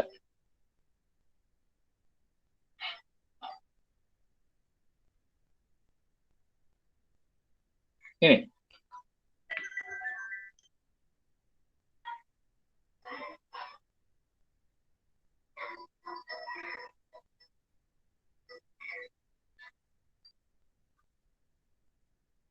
അഡോപ്ഷൻ വന്നു കഴിഞ്ഞാല് ഈ സെക്ഷൻ 13 ഒരു പോയിന്റ് പറയുന്നു, അഡോപ്റ്റ് ഒരാൾ ചെയ്തു എന്നുള്ളത് കൊണ്ട് the adoptive father or mother they will not lose their right over the existing property, like their right to deal with the property by virtue of a will or by a transfer inter vivos. എന്ന് പറഞ്ഞു കഴിഞ്ഞാല് ഞാനൊരു കുട്ടിയെ adopt ചെയ്തെന്നുണ്ടെങ്കിൽ എനിക്ക് already ഒരു property ഉണ്ട്, some property is already with me, I M having ownership of certain property, and on a later date if I adopt a child, that adoption will not hamper or affect adversely my rights over my property. And I will be still having the right to sell the property, or I'll be still having the right to dispose of the property by way of a will. അപ്പം അങ്ങനെ എനിക്കുള്ള right ഒരിക്കലും അത് effect ചെയ്യുന്നില്ല. അതാണ് section 13 പറയുന്നത്. Adoptive parent ഉള്ളൊരു right ആണ്. The adoption shall not subject to a contract to the contrary എന്ന് പറഞ്ഞു കഴിഞ്ഞാൽ, അഡോപ്റ്റ് ചെയ്യുന്ന ഇൻസ്ട്രുമെന്റിൽ ഞാൻ എഴുതി വെച്ചേക്കുവാണ്, ഓക്കെ എന്റെ പ്രോപ്പർട്ടി ഇതുണ്ട്, ഞാൻ ഈ പ്രോപ്പർട്ടി അഡോപ്ഷൻ കഴിഞ്ഞിട്ട് ഈ അഡോപ്റ്റ് ചെയ്യുന്ന കുട്ടിക്ക് ഞാൻ കൊടുക്കുള്ളൂ എന്ന് എഴുതി വെച്ച് കഴിഞ്ഞു കഴിഞ്ഞാൽ then I will not get this right. കാരണം സെക്ഷനിൽ വളരെ വ്യക്തമായിട്ട് പറയുന്നുണ്ട്, in the absence of a contract to the contrary, ഇങ്ങനെ ഒരു കോൺട്രാക്ട് ഇല്ലാത്ത പക്ഷം you will be still having all the rights over your property to transfer inter vivos or by way of will. What is the difference between transfer inter vivos? അത് എവിടെ അറിയോ ആർക്കെങ്കിലും? Can anyone tell what is inter vivos section 5 TP Act? Inter vivos means transfer between living persons. Right. അതിന്റെ അകത്തൊരു പ്രത്യേകത, will is not a transfer of property. അതാണ് എൻ്റെ ഒരു ബേസിക് ആയിട്ടുള്ള സാധനം. will വേറെ, transfer of property വേറെ. Transfer of property means transfer inter se or between two living persons. അതിനെയാണ് ട്രാൻസ്ഫർ ഇന്റർ വൈവോസ് എന്ന് പറയുന്നത്. സെക്ഷൻ 5 അത് പറയുന്നത്, TP ആക്ടിന്റെ ട്രാൻസ്ഫർ ഇന്റർ വൈവോസ്. വില്ലിനെ സംബന്ധിച്ചിടത്തോളം ആ ഇന്റർ വൈവോസ് എന്ന് പറയുന്ന ഒരു പ്രിൻസിപ്പിൾ ആപ്ലിക്കബിൾ അല്ല. കാരണം ഒരു സൈഡിൽ ഒരു ഡെഡ് പേഴ്സൺ ആണ്, അവിടെ ഒരു ഡെഡ് പേഴ്സൺ മരിച്ചു കഴിയുമ്പോൾ ടേക്ക് എഫക്ട് ചെയ്യുന്ന ഒരു ട്രാൻസ്ഫർ ആണ് വിൽ. അതുകൊണ്ട് അത് ഗവേൺ ചെയ്യുന്നത് നമ്മുടെ സക്സഷൻ ആക്ടിലാണ്, ഇന്ത്യൻ സക്സഷൻ ആക്ടിലാണ് വില്ല് റിലേറ്റഡ് ആയിട്ടുള്ള എല്ലാ സാധനവും ഗവേൺഡ് ആയിട്ടുള്ളത്. അതുപോലെ partition is also plain vanilla partition is also not a transfer of property. പാർട്ടീഷനിലും ഒരു ട്രാൻസ്ഫർ ഓഫ് പ്രോപ്പർട്ടി എന്ന് പറയാൻ പറ്റില്ല. സാധാരണ നോർമൽ ഒരു partition, just identifying the portion where I am having the right. There is actually no transaction or transfer happening. അപ്പം ഇവർക്ക് വില്ല് വഴിയോ അല്ലെങ്കിൽ ഒരു അല്ലാതെ ഇന്റർവൈവോസ് ആയിട്ടോ കൊടുക്കാനുള്ള റൈറ്റ് അഫക്ട് ചെയ്യുന്നില്ല എന്നുള്ളതാണ്. ഇതിനകത്തുള്ള വളരെ വളരെ വളരെ പ്രധാനപ്പെട്ട ഒരു പോയിന്റ് നമ്മൾ നോക്കാനുള്ള ഒരു പോയിന്റ് എന്ന് പറഞ്ഞു കഴിഞ്ഞാൽ, ഈ ഒരു അഡോപ്ഷൻ വാലിഡ് അഡോപ്ഷൻ ആണെങ്കിൽ ഇറ്റ് കനോട്ട് ബി ക്യാൻസൽഡ്. അത് വളരെ ഇമ്പോർട്ടൻ്റ് ആണ്. അത് ഈ Hindu marriage adoptions and marriage ആക്ടിനകത്ത് cannot be cancelled. A valid adoption cannot be cancelled by the adoptive father or mother or any other person, or even the adoptive child renounce his adoption and go back to his family birth. അപ്പോൾ ഇത് വളരെ വ്യക്തമായിട്ട് section 15 പറയുന്ന ഒരു കാര്യമാണ്, adoption cannot be cancelled. ഇനി അതിനെപ്പറ്റി എന്തെങ്കിലും ആരെങ്കിലും ചോദിച്ചു കഴിഞ്ഞാൽ തന്നെ പറയാം, അഡോപ്ഷൻ ഒരിക്കലും ക്യാൻസൽ ചെയ്യാൻ പറ്റില്ല ബൈ ദ പാർട്ടീസ് കൺസേൺ. ഇനി സെക്ഷൻ 17 എന്ന് പറയുന്ന ഒരു സെക്ഷൻ ഉണ്ട്. സെക്ഷൻ 17 ആണ് no payments can be made. ഇതിന്റെ അകത്ത് ഒരു വളരെ വ്യക്തമായിട്ട് പറയുന്ന മറ്റൊരു കാര്യമാണ് സെക്ഷൻ 17. ഇതിന് കൺസിഡറേഷൻ പാടില്ല. ഈ ഒരു അഡോപ്ഷൻ എന്ന് പറയുന്ന സാധനം ഒരു കൺസിഡറേഷൻ, ഒരു കോൺട്രാക്ട് പോലെ നടക്കുന്ന ഒരു കാര്യമല്ല. So there cannot be any reward or consideration for this adoption. So if any person is paying, we are prohibited from paying or receiving any reward or consideration for entering into an adoption or giving in or taking in adoption. അതിന് കാശ് കൊടുക്കാൻ പാടില്ല എന്നുള്ളതാണ് section 17. It's A punishable offence. അപ്പം ഈ ഒരു കാര്യമാണ് section 17 ഇതിനെപ്പറ്റി പറയുന്ന പ്രൊവിഷൻ. ഈ ഇത് നമ്മൾ ഒരു റിവാർഡോ ഒരു കൺസിഡറേഷനോ പാടില്ല എന്ന് പറയുന്നു.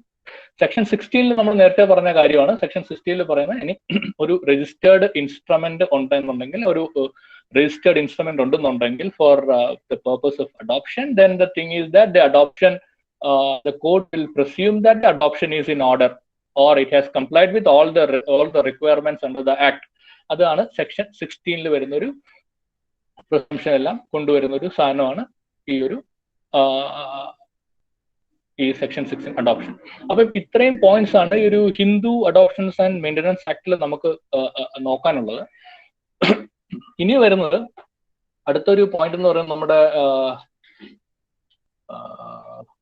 നേരത്തെ പറഞ്ഞ juvenile justice care and protection of children act. ഇത് നമുക്കൊരു ഓവർവ്യൂ മതി, കാരണം ഇതൊരു വളരെ വളരെ വലിയ ആക്ട് ആണ്. കാരണം ഈ ഒരു juvenile justice care and protection of children ആക്ടിന്റെ താഴെ തന്നെ അതിന്റെ റൂൾസ് ഉണ്ട്. അതായത് juvenile justice care and protection of children model rules 2016 എന്ന് പറഞ്ഞ സാധനമുണ്ട്. ഇനി ഇതിന്റെ അകത്ത് അഡോപ്ഷൻ റെഗുലേഷൻസ് 2017 അഡോപ്ഷൻ റെഗുലേഷൻസ് ഉണ്ട്. അപ്പൊ ഇതിന്റെ അകത്തൊക്കെ ഒത്തിരി അതിന്റെ പ്രോസസ്, അതിന്റെ ക്രൈറ്റീരിയ ഒത്തിരി ഉള്ളതാണ്. അപ്പൊ നമുക്ക് അതിന്റെ ഒരു ഇമ്പോർട്ടന്റ് പോയിന്റ്സ് മാത്രം നോക്കി പോയാൽ മതിയാവും. So first we will look into this particular act, which is Juvenile Justice Care and Protection of Children Act 2015. ഈ ആക്ട് വന്നതെന്ന് പറഞ്ഞു കഴിഞ്ഞാൽ ഇതിന്റെ അകത്ത് നമുക്ക് ഒരു Hague convention on protection of children and cooperation in respect of Inter country adoption 1993 ഇതിന്റെ അകത്തുള്ള ഒരു ഇന്റർ കൺട്രി അഡോപ്ഷനെ പറ്റി ഹേഗിൽ വെച്ച് തരുന്ന കൺവെൻഷൻ. നമ്മുടെ നാട്ടിലെ നമ്മുടെ രാജ്യത്തുള്ള ഒരു ചെറിയ ഒരു ഇഷ്യൂ എന്ന് പറഞ്ഞു കഴിഞ്ഞാൽ, ഒന്ന് നമ്മൾ ഈ ഇന്റർനാഷണൽ പാർട്ടീസൊക്കെ ആയിട്ട് നമ്മൾ നെഗോഷിയേറ്റ് ചെയ്യുമ്പോൾ, അല്ലെങ്കിൽ ഇന്റർനാഷണൽ ആയിട്ടുള്ള ഒരു എഗ്രിമെന്റ്സ് ഒക്കെ വരുമ്പോഴത്തേക്കും ഈ ഫോറിൻ ഫേംസ്, ഫോറിൻ കമ്പനീസ്, വലിയ കമ്പനീസ്, ഇവരുടെ ഒരു ഇന്ത്യൻ ജുഡീഷ്യൽ സിസ്റ്റത്തിനെ പറ്റി വളരെ മോശമായിട്ടുള്ള ഒരു അഭിപ്രായമാണ് ഇവർക്കൊക്കെ ഉള്ളത്. മോശമായിട്ടുള്ള അഭിപ്രായം എന്ന് വെച്ചാൽ രണ്ട് കാരണമാണ്. ഒന്ന്, അൺഡ്യൂ ഡിലേ കാര്യങ്ങൾക്ക്. രണ്ട്, ഈ ഒരു കറപ്ഷൻ റിലേറ്റഡ് തിങ്. പിന്നെ മൂന്നാമത്, ചില ഏരിയയിലൊന്നും നമുക്ക് ആപ്റ്റ് ആയിട്ടുള്ള ഒരു ലോ അല്ലെങ്കിൽ എനാക്ട്മെന്റ് അല്ലെങ്കിൽ റെഗുലേഷൻസ് ഇല്ല എന്നുള്ളൊരു ആസ്പെക്റ്റും ഉണ്ട്. അപ്പൊ അതുകൊണ്ട് ഇവരൊക്കെ എന്താ ചെയ്യാന്ന് വെച്ച് കഴിഞ്ഞാൽ കൂടുതൽ ഇവര് ലാസ്റ്റ് ഫോർ ആർബിട്രേഷൻ, നമ്മുടെ അടുത്ത് പറയും ആർബിട്രേഷൻ ആണ് അവർക്ക് വേണ്ടത്. ആർബിട്രേഷൻ ഇൻ പ്രിഫേർഡ് ലൊക്കേഷൻ എന്ന് പറയുന്നത് ഇവർക്ക് എല്ലാവർക്കും ഒന്നുകിൽ ലണ്ടൻ അല്ലെങ്കിൽ സിയാക്, സിംഗപ്പൂരിലുള്ള ആർബിട്രേഷൻ സെന്റർ, സിംഗപ്പൂരിലോ അല്ലെങ്കിൽ ഇംഗ്ലണ്ടിലോ ആയിരിക്കും.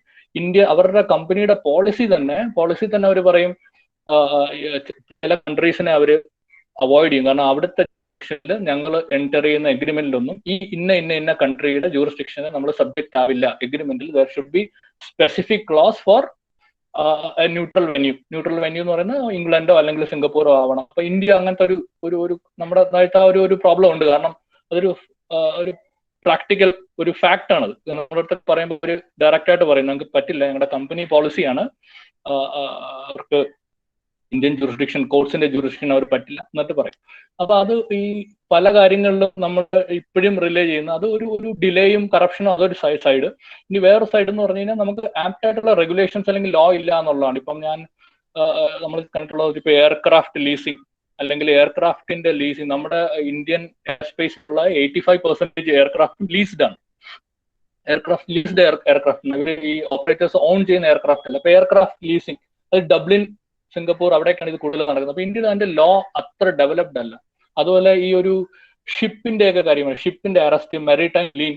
ഈ മെറിടൈം ലീൻ എന്നൊക്കെ പറയുന്നത് നമ്മുടെ ഒരു എനാക്ട്മെന്റിലും മെറിടൈം ലീനിന്റെ ഡീറ്റെയിൽസ് അല്ലെങ്കിൽ അതിന്റെ എങ്ങനെ ഡീൽ ചെയ്യാം എന്നുള്ളതിനെ പറ്റിയില്ല. അവിടെയൊക്കെ നമ്മൾ ബ്രസൽസ് കൺവെൻഷൻ അങ്ങനെ പല കൺവെൻഷനുമാണ് നമ്മൾ ഇപ്പോഴും ചെയ്യുന്നത്. അപ്പം ഈ നമുക്ക് ആകെയുള്ള ഒരു മർച്ചന്റ് ഷിപ്പിംഗ് ആക്ട്, ഒരു എയർക്രാഫ്റ്റ് ആക്ട് ആണ്, അതിന്റെ അടിയിലുള്ള കുറെ റൂൾസും. പക്ഷെ അതൊരു കോംപ്രിഹെൻസീവ് ആയിട്ടുള്ള ഒരു ഫ്രെയിം വർക്ക് നമുക്കില്ല. അപ്പൊ അങ്ങനെ ഇല്ലാത്ത ഇപ്പൊ നമ്മൾ പക്ഷെ ചെയ്തെന്ന് വെച്ച് കഴിഞ്ഞാൽ അങ്ങനെ ഇല്ലാത്ത പലയിടത്തും നമ്മളിങ്ങനെ ഫ്രെയിം വർക്ക് ഉണ്ടാക്കിക്കൊണ്ട് വരുന്നുണ്ട്. ഇപ്പം അതേപോലെ ഒരു സാധനമാണ് ഈ juvenile justice and care and protection of children. പിന്നെ ഈ ഹേഗ് കൺവെൻഷനിൽ വരുന്ന പല പോയിന്റ്സും, അതുപോലെ Beijing rules, United Nations standard minimum rules for the administration of juvenile justice, അത് ബെയ്ജിംഗ് റൂൾസ് എന്നാണ് പറയുന്നത്. അതായത് convention on rights of child, the United Nations Standard Minimum Rules for the Administration of Juvenile Justice 1985, Beijing Rules.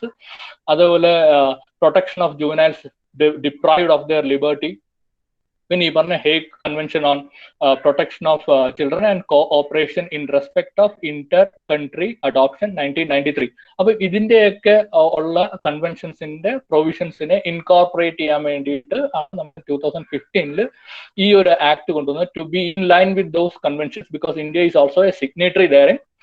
So we have brought all those imported all those provisions, relevant provisions to the JJ Act.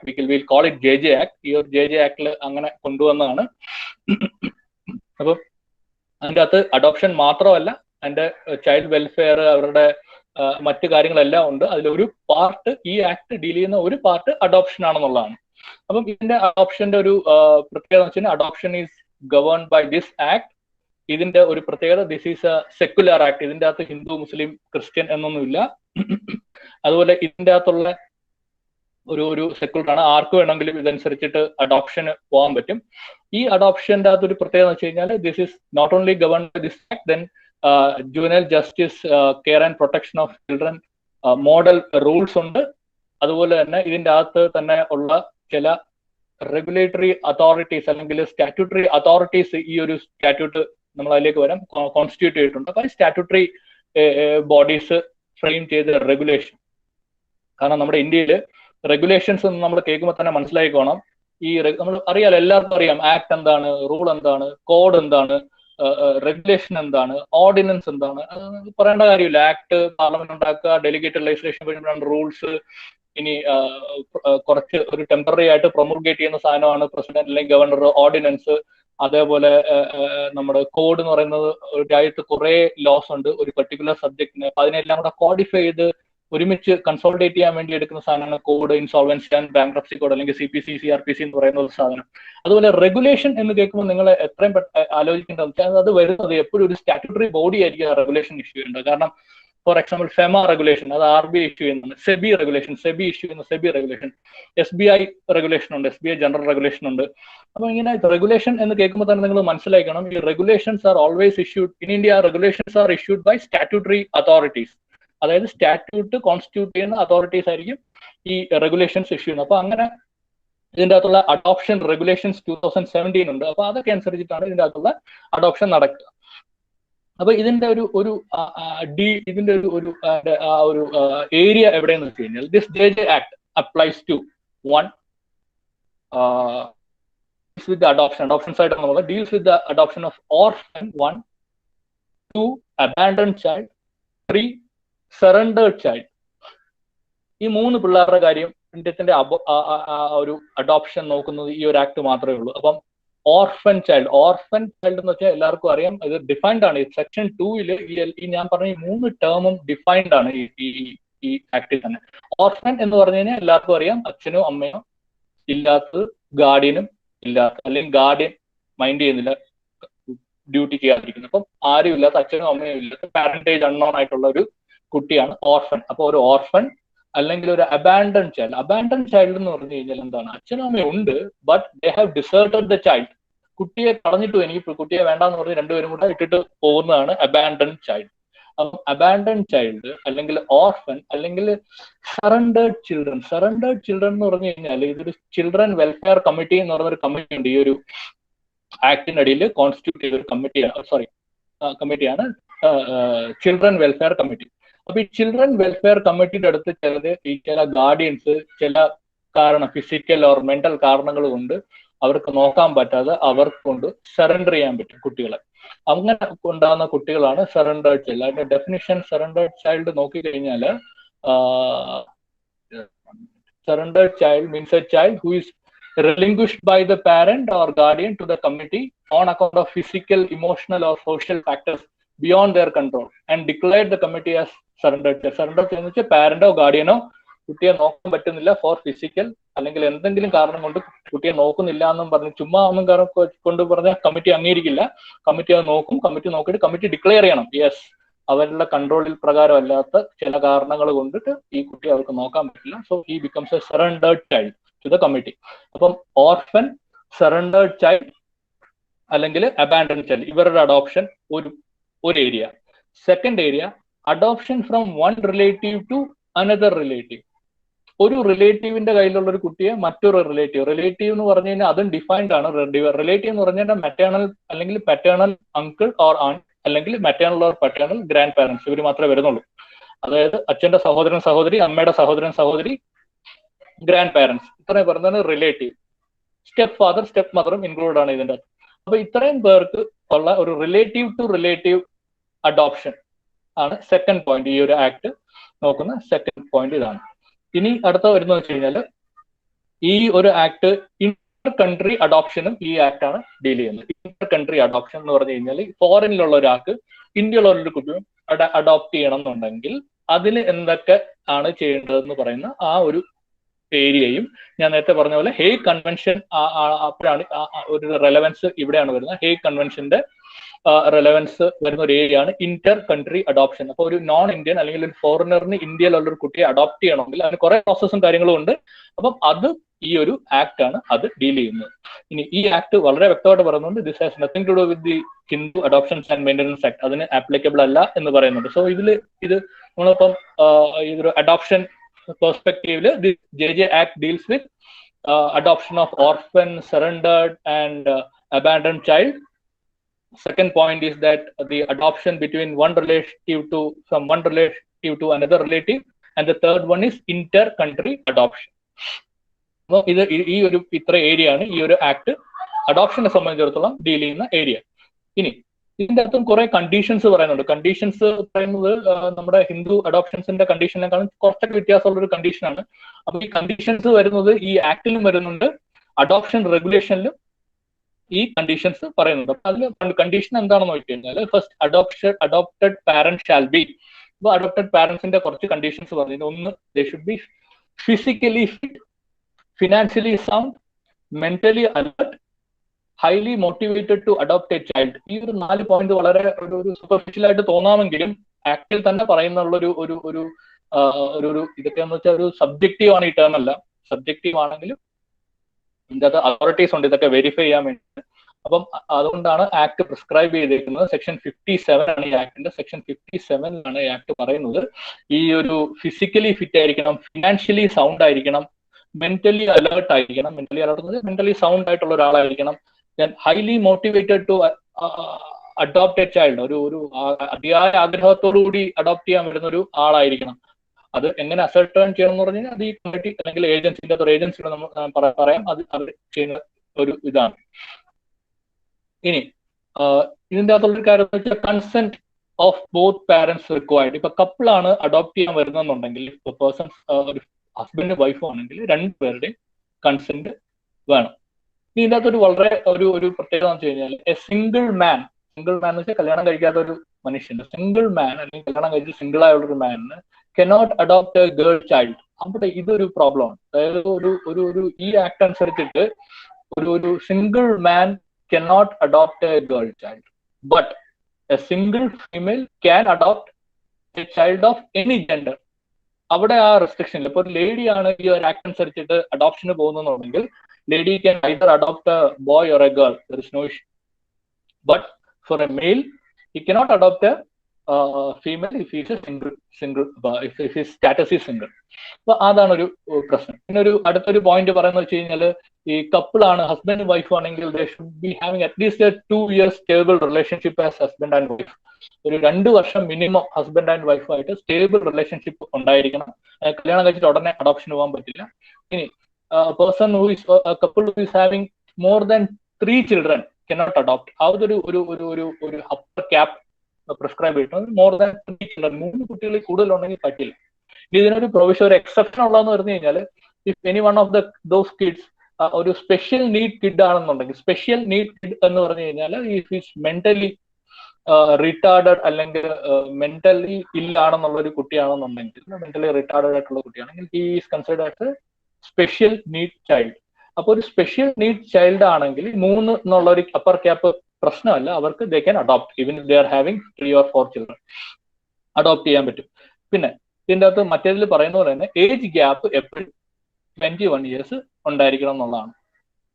Age gap എപ്പോഴും 21 years ഉണ്ടാവണം.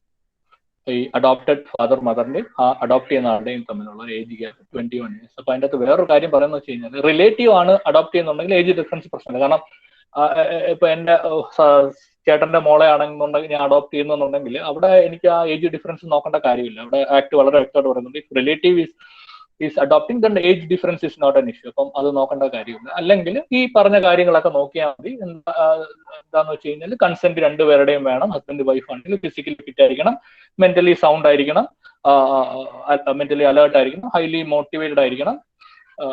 Mail ആണെങ്കിൽ single മെയിലാണെങ്കിൽ female കുട്ടിയെ പറ്റില്ല, single female ആണെങ്കിൽ ഏത് കുട്ടിയും പറ്റും, അവർക്ക് ആ ഒരു പ്രശ്നമില്ല. അപ്പം ഈ ഇത്രയും കാര്യങ്ങൾ നോക്കിയാൽ മതി. ഇനി ഇതിന്റെ ഒരു സ്റ്റെപ്സ്, അപ്പൊ അതിന്റെ ഒരു പ്രോസസ്സ് നമ്മൾ എങ്ങനെയാന്ന് നോക്കിക്കഴിഞ്ഞാൽ സെക്ഷൻ 58 ഇതിന്റെ ഒരു പ്രോസസ്സ് പറയുന്നത്. സെക്ഷൻ 58 ഒരു അഡോപ്റ്റ് ചെയ്യണമെന്നുണ്ടെങ്കിൽ ഇന്റർ കൺട്രി അഡോപ്ഷനോട്ട് പോകുന്നില്ല, അത് കാരണം കുറച്ചുകൂടെ ലെങ്തി ആണ്, അത് നിങ്ങൾക്ക് പഠിക്കാനില്ല എന്നാണ് എനിക്ക് തോന്നുന്നതൊന്നും. അപ്പൊ ഇത് ജസ്റ്റ് ഒന്ന് ടച്ച് ചെയ്യുന്നു. സെക്ഷൻ 58 അനുസരിച്ചിട്ട് അഡോപ്ഷൻ ഓഫ് ആൻ ഓർഫൻ അല്ലെങ്കിൽ അബാൻഡൺ അല്ലെങ്കിൽ സറണ്ടേഡ് ചൈൽഡിനുള്ള പ്രോസസ് എന്ന് വെച്ച് കഴിഞ്ഞാൽ ഒരു specialised adoption agency, so that is an agency. ഇതിന്റെ അകത്ത് നമ്മുടെ ആക്ട് പ്രകാരമുള്ള ഒരു ഏജൻസിയാണ് സ്പെഷ്യലൈസ്ഡ് അഡോപ്ഷൻ ഏജൻസി. ഇത് എല്ലാ സ്റ്റേറ്റിലൊക്കെ ഉള്ള ഒരു സാധനമാണ് specialised adoption agency, SAA, specialised adoption agency.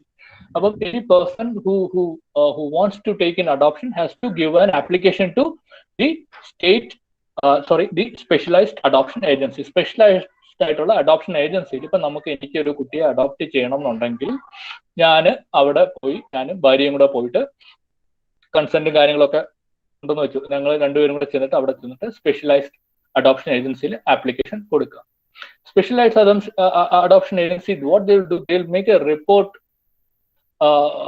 called the home study report of the പാരന്റ്സിന്റെ ഹോം സ്റ്റഡി റിപ്പോർട്ട്. നമ്മൾ നേരത്തെ പറഞ്ഞ കാര്യങ്ങൾ എൻഷുർ ചെയ്യാൻ വേണ്ടിയിട്ടാണ്. ഫിനാൻഷ്യൽ സൗണ്ട് ആണോ, കുട്ടിയെ ദത്തെടുക്കേണ്ട ആവശ്യമുണ്ടോ, അവർ വളരെ കീൻ ആണോ, മെന്റലി കറക്റ്റ് ആണോ എന്ന് അറിയാൻ വേണ്ടിയിട്ട് സെക്കൻഡ് സ്റ്റെപ്പ് അവരെന്താ ചെയ്യുന്നത്, ഏജൻസി എന്താ ചെയ്യുന്നത് വെച്ച് കഴിഞ്ഞാൽ they will prepare a home study report of the parents.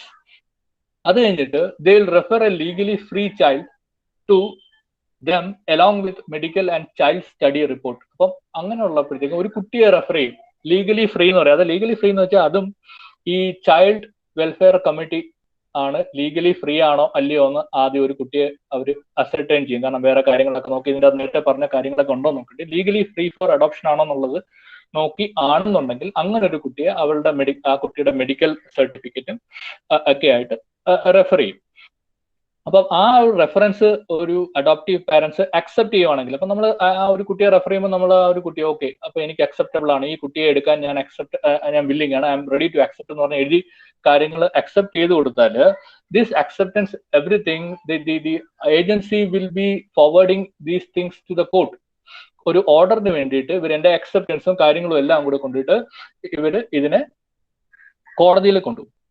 After the order, എന്നിട്ട് കോടതി അടുത്തത് ഒരു ഓർഡർ പാസ്സായി കഴിഞ്ഞാൽ, അഡോപ്ഷന്റെ ഒരു ഓർഡർ പാസ്സായി കഴിഞ്ഞാൽ ദെൻ ഈ ഓർഡറിനെ എത്രയും പെട്ടെന്ന് അവര് പാരന്റിന്റെ കയ്യിൽ ആ ഓർഡർ എത്തിച്ചു കൊടുക്കും. അപ്പൊ ഇതൊക്കെ ഈ ഏജൻസി ചെയ്യുന്ന കാര്യമാണ്. അപ്പൊ first application to the agency. Second point, agency will conduct a home study report of the parents. If that is satisfied, then third point is that agency will refer a child to the parents along with that child's medical report and child study report. Other, if the parents accept the child and those reports, then he accepted letter, he reports, all reports, everything will be forwarded to the court, competent court concerned. അത് ഏജൻസിയാണ് ചെയ്യുന്നത്. കോടതിയിൽ നിന്ന് order ചെയ്യുന്നു കഴിഞ്ഞാൽ ആ order എനിക്ക് അയച്ചു തരും. ഇനി ഒരു കാര്യം കൂടെ ഈ ഒരു ഏജൻസി ചെയ്യുന്നത് വെച്ച് കഴിഞ്ഞാൽ ഈവൻ ആഫ്റ്റർ അഡോപ്ഷൻ കഴിഞ്ഞാൽ പോലും ഈ ഒരു ഈ ഏജൻസി ഫോളോ ഈ കുട്ടിയുടെ വെൽഫെയർ ഉണ്ടോ എന്നുള്ളത് അറിയാൻ വേണ്ടിയിട്ട് അഡോപ്റ്റഡ് ഫാമിലി അവർ ഫോളോ അപ്പ് ചെയ്തുകൊണ്ടിരിക്കും. കാര്യങ്ങളൊക്കെ എല്ലാത്തിനും വരുന്നത് വെൽഫെയർ ഓഫ് ദ ചിൽഡ്രൻ, അതാണ് എല്ലായിടും നോക്കുക എന്നുള്ളൊരു പ്രിൻസിപ്പിൾ. അപ്പം ഈ ഒരു രീതിയിലാണ് ഒരു അഡോപ്ഷൻ അവിടെ നടക്കുന്നത്. അപ്പൊ അതിനുവേണ്ടി ഏറ്റവും പ്രധാനപ്പെട്ട ഒരു ബോഡി അവർ ക്രിയേറ്റ് ചെയ്തതെന്ന് പറഞ്ഞു കഴിഞ്ഞാൽ അതിന്റെ പേര് സെൻട്രൽ അഡോപ്ഷൻ റിസോഴ്സ് അതോറിറ്റി എന്നുള്ളതാണ്. CARA, CARA, അത് നിങ്ങൾ നോട്ട് ചെയ്ത് വെച്ചാൽ മതി. Central adoption resource authority, central adoption resource authority. ഇത് ഇപ്പൊ അത് ഫംഗ്ഷൻ ചെയ്യുന്ന ministry of woman and child welfare ആ ഒരു ഇതിന്റെ കീഴിലാണ്. Development ministry of woman and child development മിനിസ്ട്രിയുടെ കീഴിലാണ് ഇപ്പൊ ഈ അതോറിറ്റി ഉള്ളത്. It's a statutory authority. കാരണം section 68 of this JJ act 68 പ്രകാരം ഉണ്ടാക്കിയ ഒരു ആക്ട് ആണിത്, അതോറിറ്റി ആണിത്. Central adoption resource authority, central adoption resource authority അല്ലെങ്കിൽ CARA is constituted under section 65 of the JJ Act. ഈ ആക്ടിന്റെ 68 അനുസരിച്ചിട്ടാണ് അതിനെ കോൺസ്റ്റിറ്റ്യൂട്ട് ചെയ്തേക്കുന്നത്. ഈ ഒരു ബോഡി പ്രത്യേകത ഇതൊരു നോഡൽ ഏജൻസിയാണ്. മെയിൻലി ഈ ഒരു അഡോപ്ഷൻ കാര്യങ്ങൾക്ക് വേണ്ടിയുള്ള ഒരു നോഡൽ ഏജൻസിയാണ്. അപ്പം ഈ ഒരു CARAയുടെ പ്രത്യേകത എന്ന് പറഞ്ഞു കഴിഞ്ഞാൽ CARAയുടെ കൂടുതലും അവരുടെ ഫംഗ്ഷൻ എന്ന് പറഞ്ഞു കഴിഞ്ഞാൽ ഫംഗ്ഷൻ കൂടുതലും അവർ ചെയ്യേണ്ടതെന്ന് പറഞ്ഞു കഴിഞ്ഞാൽ CARA has to promote in country adoption and facilitate interstate adoption എന്ന് വെച്ച് കഴിഞ്ഞാൽ ഇൻ കൺട്രി അഡോപ്ഷൻ എന്ന് വെച്ചാൽ adoptions happening within the country and interstate adoption എന്ന് പറഞ്ഞു കഴിഞ്ഞാൽ ഒരു സ്റ്റേറ്റിലെ കുട്ടി മറ്റൊരു സ്റ്റേറ്റിലെ പാരന്റ്സിലേക്ക് പോകാന്നുള്ള അഡോപ്ഷൻ. അപ്പൊ ഇന്ത്യക്കകത്ത് നടക്കുന്ന അഡോപ്ഷൻസ് അത് ഇന്റർസ്റ്റേറ്റ് ആവും, ഇൻട്രാ സ്റ്റേറ്റ് ആവാം. So all these adoptions they have to promote and facilitate by coordinating with state agencies. ഞാൻ നേരത്തെ പറഞ്ഞ ഏജൻസി സ്റ്റേറ്റിലെല്ലാം ഉള്ള ഏജൻസിയാണ്. അപ്പം ഈ ഏജൻസിയായിട്ട് കോർഡിനേറ്റ് ചെയ്ത് first point is that CARA's first function is to facilitate in country adoption inside country. Second point, to regulate inter country adoption. ഇതിന്റെ അകത്ത് ഇന്റർ കൺട്രി അഡോപ്ഷൻസ് റെഗുലേറ്റ് ചെയ്യുക. അതിന്റെ അകത്ത് നമ്മുടെ ഹേഗ് കൺവെൻഷനിൽ പറഞ്ഞ കാര്യങ്ങൾ അതിന്റെ കാര്യങ്ങളെല്ലാം നോക്കി ഇന്റർ കൺട്രി അഡോപ്ഷൻസിന്റെ അതിനെ റെഗുലേറ്റ് ചെയ്യുക എന്നുള്ളൊരു സാധനമാണ്. അടുത്ത മൂന്നാമത്തെ പോയിന്റ് എന്ന് പറഞ്ഞു കഴിഞ്ഞാൽ to frame regulations on adoption and incidental matters. അതായത് അഡോപ്ഷനും അതിനോടനുബന്ധിച്ച മാറ്റേഴ്സുമായിട്ട് റിഗാർഡിംഗ് ആയിട്ട് റെഗുലേഷൻസ് ഫ്രെയിം ചെയ്യുക. ഞാൻ നേരത്തെ പറഞ്ഞ പോലെ റെഗുലേഷൻസ്, അഡോപ്ഷൻ റെഗുലേഷൻ 2017 അത് ഇവരുണ്ടാക്കുന്ന ഒരു റെഗുലേഷൻ ആണ്. Adoption regulation. അപ്പൊ ഇങ്ങനത്തെ റെഗുലേഷൻസ് ഉണ്ടാക്കുക എന്നുള്ളത് അവരുടെ ഒരു ജോലിയാണ്. ദെൻ അടുത്ത ഒരു ലാസ്റ്റ് പോയിന്റ് എന്ന് വെച്ചാൽ carry out the functions of the central authority under the Hague convention. Hague കൺവെൻഷൻ്റെ അകത്തുള്ള ഒരു സെൻട്രൽ അതോറിറ്റിക്ക് കുറെ ഫംഗ്ഷൻസ് കൊടുത്തിട്ടുണ്ട്. ആ ഫംഗ്ഷൻസ് ഒക്കെ ചെയ്യുക എന്നുള്ളതാണ് ഈ കാരയുടെ പ്രധാനപ്പെട്ട ജോലി. അപ്പൊ ഇത്രയും പോയിന്റ്സ് ആണ് കാര ചെയ്യേണ്ടതായിട്ടുള്ള കാര്യങ്ങൾ. അപ്പൊ ഈ കാരയും ഈ സ്റ്റേറ്റ് ഏജൻസീസും ചൈൽഡ് വെൽഫെയർ കമ്മിറ്റിയും എല്ലാം കൂടെ ചേർന്നിട്ടാണ് നമ്മുടെ ഇൻട്രാ അല്ലെങ്കിൽ ഇൻ കൺട്രി അഡോപ്ഷൻസ് റെഗുലേറ്റ് ചെയ്യുന്നത്. അപ്പം ഇതിൻ്റെ അകത്ത് വേറൊരു പോയിന്റ് പറയുന്നത് വെച്ച് കഴിഞ്ഞാൽ, ഈ റെഗുലേഷനിൽ പറയുന്നത് വെച്ച് കഴിഞ്ഞാൽ all the adoptions happened under this act, ഈ ആക്ടിൽ ഉണ്ടാകുന്ന എല്ലാ റെഗുലേഷൻസും it has to be registered with child adoption resource information and guidance system. അങ്ങനെ ഒരു സിസ്റ്റം ഉണ്ട്, child adoption resource information and guidance system. Child adoption resource information and guidance system. അപ്പൊ ആ ഒരു സിസ്റ്റത്തിൽ എല്ലാ ഒരു ചൈൽഡ് അഡോപ്ഷനും നമുക്ക് രജിസ്റ്റർ ചെയ്യാം. കാരണം ഇപ്പോൾ ഒരു കോമൺ പോയിന്റ് ആകുമ്പോൾ അവിടെ ആ ഒരു അതോറിറ്റിയുടെ വെബ്സൈറ്റ്, ആ ഒരു സിസ്റ്റം നോക്കിക്കഴിഞ്ഞാൽ നമുക്ക് ഇന്ത്യയിലുള്ള എല്ലാ അഡോപ്ഷനും, നമുക്ക് ഇന്ത്യയിൽ കുറെ ചെക്ക് പോയിന്റ്സ് ഉണ്ട്. ഫോർ എക്സാമ്പിൾ സെർസായി, നിങ്ങളൊക്കെ പഠിച്ചിട്ടുണ്ടായിരിക്കും. സർഫേസി ആക്ട് അനുസരിച്ചിട്ട് ആർക്കെങ്കിലും ഈ മോർഗേജ് അല്ലെങ്കിൽ ഹൈപ്പോത്തിക്കേഷനെ ക്രിയേറ്റ് ചെയ്ത് കഴിഞ്ഞാൽ ആ ചാർജിന്റെ ഡീറ്റെയിൽസ് കമ്പനി ആണെങ്കിൽ നമ്മൾ രജിസ്റ്റർ ഓഫ് കമ്പനീസിൽ ഇന്റിമേറ്റ് ചെയ്യണം, അതിന്റെ രജിസ്റ്റർ ചെയ്യണം. അതേപോലെ അല്ലാത്തവരാണെങ്കിൽ സെർസായാലും രജിസ്റ്റർ ചെയ്യണം. അപ്പം ചാർജ് രജിസ്റ്റർ ചെയ്യണം. അപ്പൊ ഇവിടെ ആർക്കൊക്കെ ഏതെങ്കിലും കമ്പനി നമ്മുടെ അടുത്ത് ഒരു പ്രോപ്പർട്ടി ആയിട്ടൊക്കെ വരുമ്പം ആ പ്രോപ്പർട്ടി ഓൾറെഡി ആ കമ്പനി ചാർജ് ചെയ്തിട്ടുണ്ടോ എന്ന് അറിയാൻ വേണ്ടിയിട്ട് നമ്മൾ അവൻ്റെ അടുത്ത് ചോദിച്ചാൽ സത്യം പറയണമെന്നില്ല. അതുകൊണ്ട് നമ്മൾ എന്ത് ചെയ്യും, നമ്മൾ സെർസായുടെ വെബ്സൈറ്റ് നോക്കിയാൽ മതി. അതായത് ഈ മറ്റേ സെൻട്രൽ രജിസ്ട്രിയുടെ വെബ്സൈറ്റ് നോക്കുമ്പോൾ അറിയാൻ പറ്റും ഇങ്ങനെ ഒരു കമ്പനി ഇന്ന പ്രോപ്പർട്ടിയിൽ ചാർജ് ക്രിയേറ്റ് ചെയ്തിട്ടുണ്ടോ എന്ന് നമുക്ക് അറിയാൻ പറ്റും. ഒരു കോമൺ ഒരു പൂളായിട്ട് അവിടെ കിടക്കുമ്പോൾ ബാക്കിയുള്ളവർക്ക് ഈസിലി ആക്സസിബിൾ ആണ്. ഇപ്പൊ ROC രജിസ്ട്രേഷൻ, ഇപ്പോൾ ഒരു കമ്പനി നമ്മുടെ അടുത്ത് വരുവാണെങ്കിൽ ആ കമ്പനിയുടെ അസറ്റ് ഒക്കെ എന്തുമാത്രം ചാർജ് ചെയ്തിട്ടുണ്ട് ബാക്കിയുള്ളവർക്ക്, അല്ലെങ്കിൽ എന്തുമാത്രം അവർ കടപ്പെട്ടിരിക്കുന്നു, charge has been created over the assets of the company, അത് നോക്കണമെങ്കിൽ നമ്മൾ ROC നോക്കിയാൽ മതി. രജിസ്റ്റർ ഓഫ് കമ്പനീസിന്റെ വെബ്സൈറ്റ് നോക്കി കഴിഞ്ഞാൽ നമുക്ക് അറിയാൻ പറ്റും. ഇപ്പം പുതിയതായിട്ട് ഇൻഫർമേഷൻ യൂട്ടിലിറ്റി എന്ന് പറഞ്ഞ സാധനം വന്നിട്ടുണ്ട്, NESL. ആ ഇൻഫർമേഷൻ യൂട്ടിലിറ്റി എന്ന് പറഞ്ഞാൽ മറ്റേ ഇതാണ്, ഇൻസോൾവൻസി ആൻഡ് ബാങ്ക്രപ്സി കോഡ് അനുസരിച്ചിട്ട് വന്നിട്ടൊരു സാധനമാണ്. അതിൻ്റെ അകത്ത് നമ്മൾ ഫിനാൻഷ്യൽ അസറ്റ് എന്താണെന്നൊക്കെ പറഞ്ഞ് ബാങ്ക്സ് എല്ലാം കൊണ്ട് അതിൻ്റെ അകത്ത് രജിസ്റ്റർ ചെയ്യണം. അപ്പം നമുക്ക് ഒരു കോമൺ ഒരു ഏരിയ, നമുക്ക് എവിടെങ്കിലും പോയി നോക്കിക്കഴിഞ്ഞാൽ ഒരു അതിന്റെ ഡീറ്റെയിൽസ് എടുക്കാൻ പറ്റുന്ന ഒരു റിപ്പോസിറ്ററി കൈൻഡ് ഓഫ് തിങ്. അപ്പൊ അതേ ഉള്ളൂ ഈ ഒരു സാധനം. അതിന്റെ ഉദ്ദേശം അതാണ്. അപ്പം ഇത്രയാണ് ഇത്രയൊക്കെ ഉള്ളൂ. നിങ്ങളെ സംബന്ധിച്ചിടത്തോളം ഇത്രയും മതിയാവും ഈ ഒരു JJ ആക്ടിന്റെ അഡോപ്ഷൻ വന്നിട്ട്. പിന്നെ ഒരു ലാസ്റ്റ് ഒരു പോയിന്റ് എന്ന് പറഞ്ഞാൽ നമ്മൾ ഇതുമായിട്ട് ബന്ധപ്പെട്ടുള്ള അക്നോളജ്മെന്റ് എന്ന് പറഞ്ഞൊരു സാധനം ഇതിന്റെ അകത്തൊരു സബ് ടോപ്പിക് ആയിട്ട് നമുക്കുണ്ട്. അഡോപ്ഷൻ, ഗാർഡിയൻഷിപ്പ് ആൻഡ് അക്നോളജ്മെന്റ് എന്ന് പറയുന്നുണ്ട്. അക്നോളജ്മെന്റ് എന്ന് വെച്ചാൽ വേറെ ഒന്നുമില്ല, നമ്മൾ ഓൾറെഡി പറഞ്ഞ സാധനമാണ് അക്നോളജ്മെന്റ്. മുസ്ലിം ലോയിൽ ഒരു സാധനമാണ്. നമ്മൾ പാറ്റേണിറ്റിയെ പറ്റി പറഞ്ഞപ്പോൾ ഇത് അഡോപ്ഷനിൽ നിന്ന് വ്യത്യാസമുള്ളൊരു സാധനമാണ് ഈ അക്നോളജ്മെന്റ്. ഓൾറെഡി അക്നോളജ് ചെയ്യുക, ഒരു എക്സിസ്റ്റിംഗ് ഫാക്ടിനെ അക്നോളജ് ചെയ്യുക എന്നുള്ളതാണ്. അപ്പം അതിൻ്റെ അകത്ത് ലെജിറ്റ്മസി, കുട്ടിയുടെ ഒരു കുട്ടികളുടെയൊക്കെ ഒരാൾ പറയുകയാണ്, I am the father of that person, I acknowledge. Muslim ലോയിലുള്ള ഒരു സാധനമാണ്.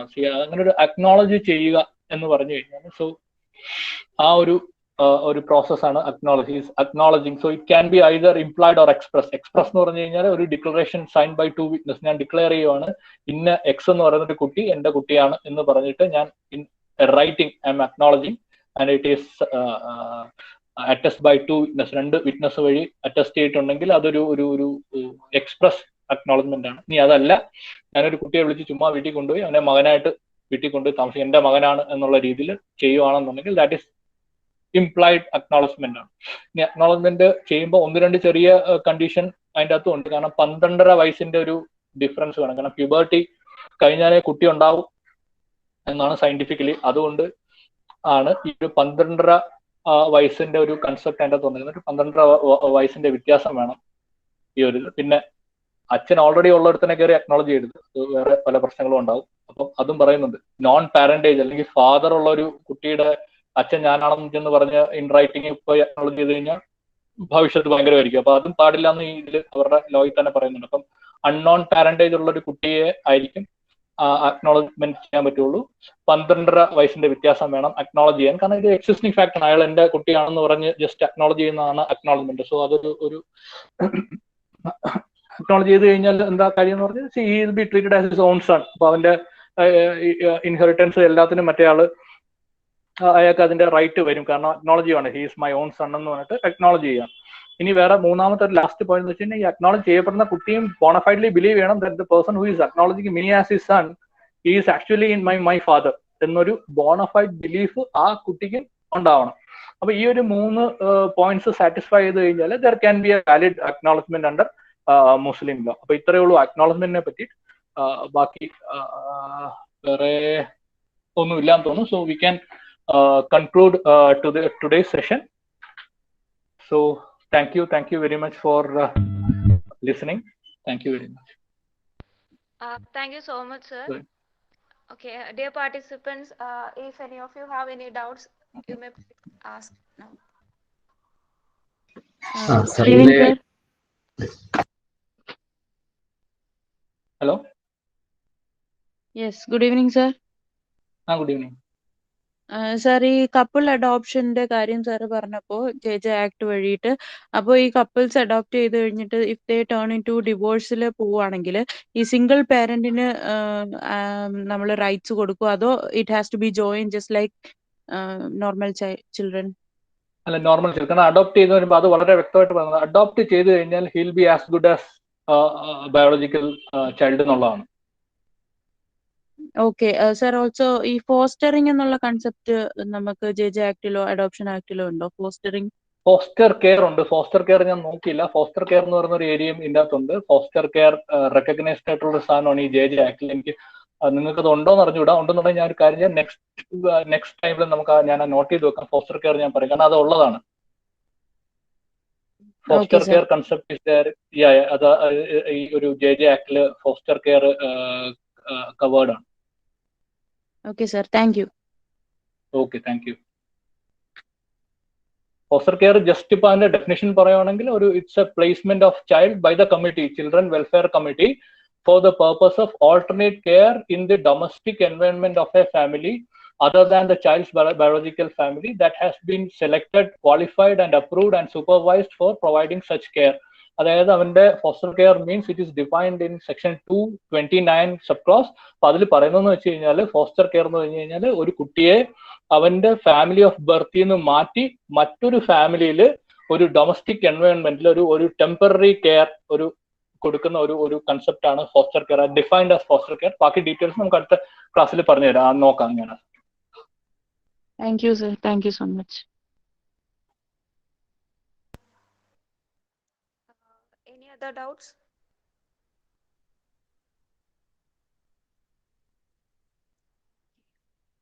Then thank you so much, sir.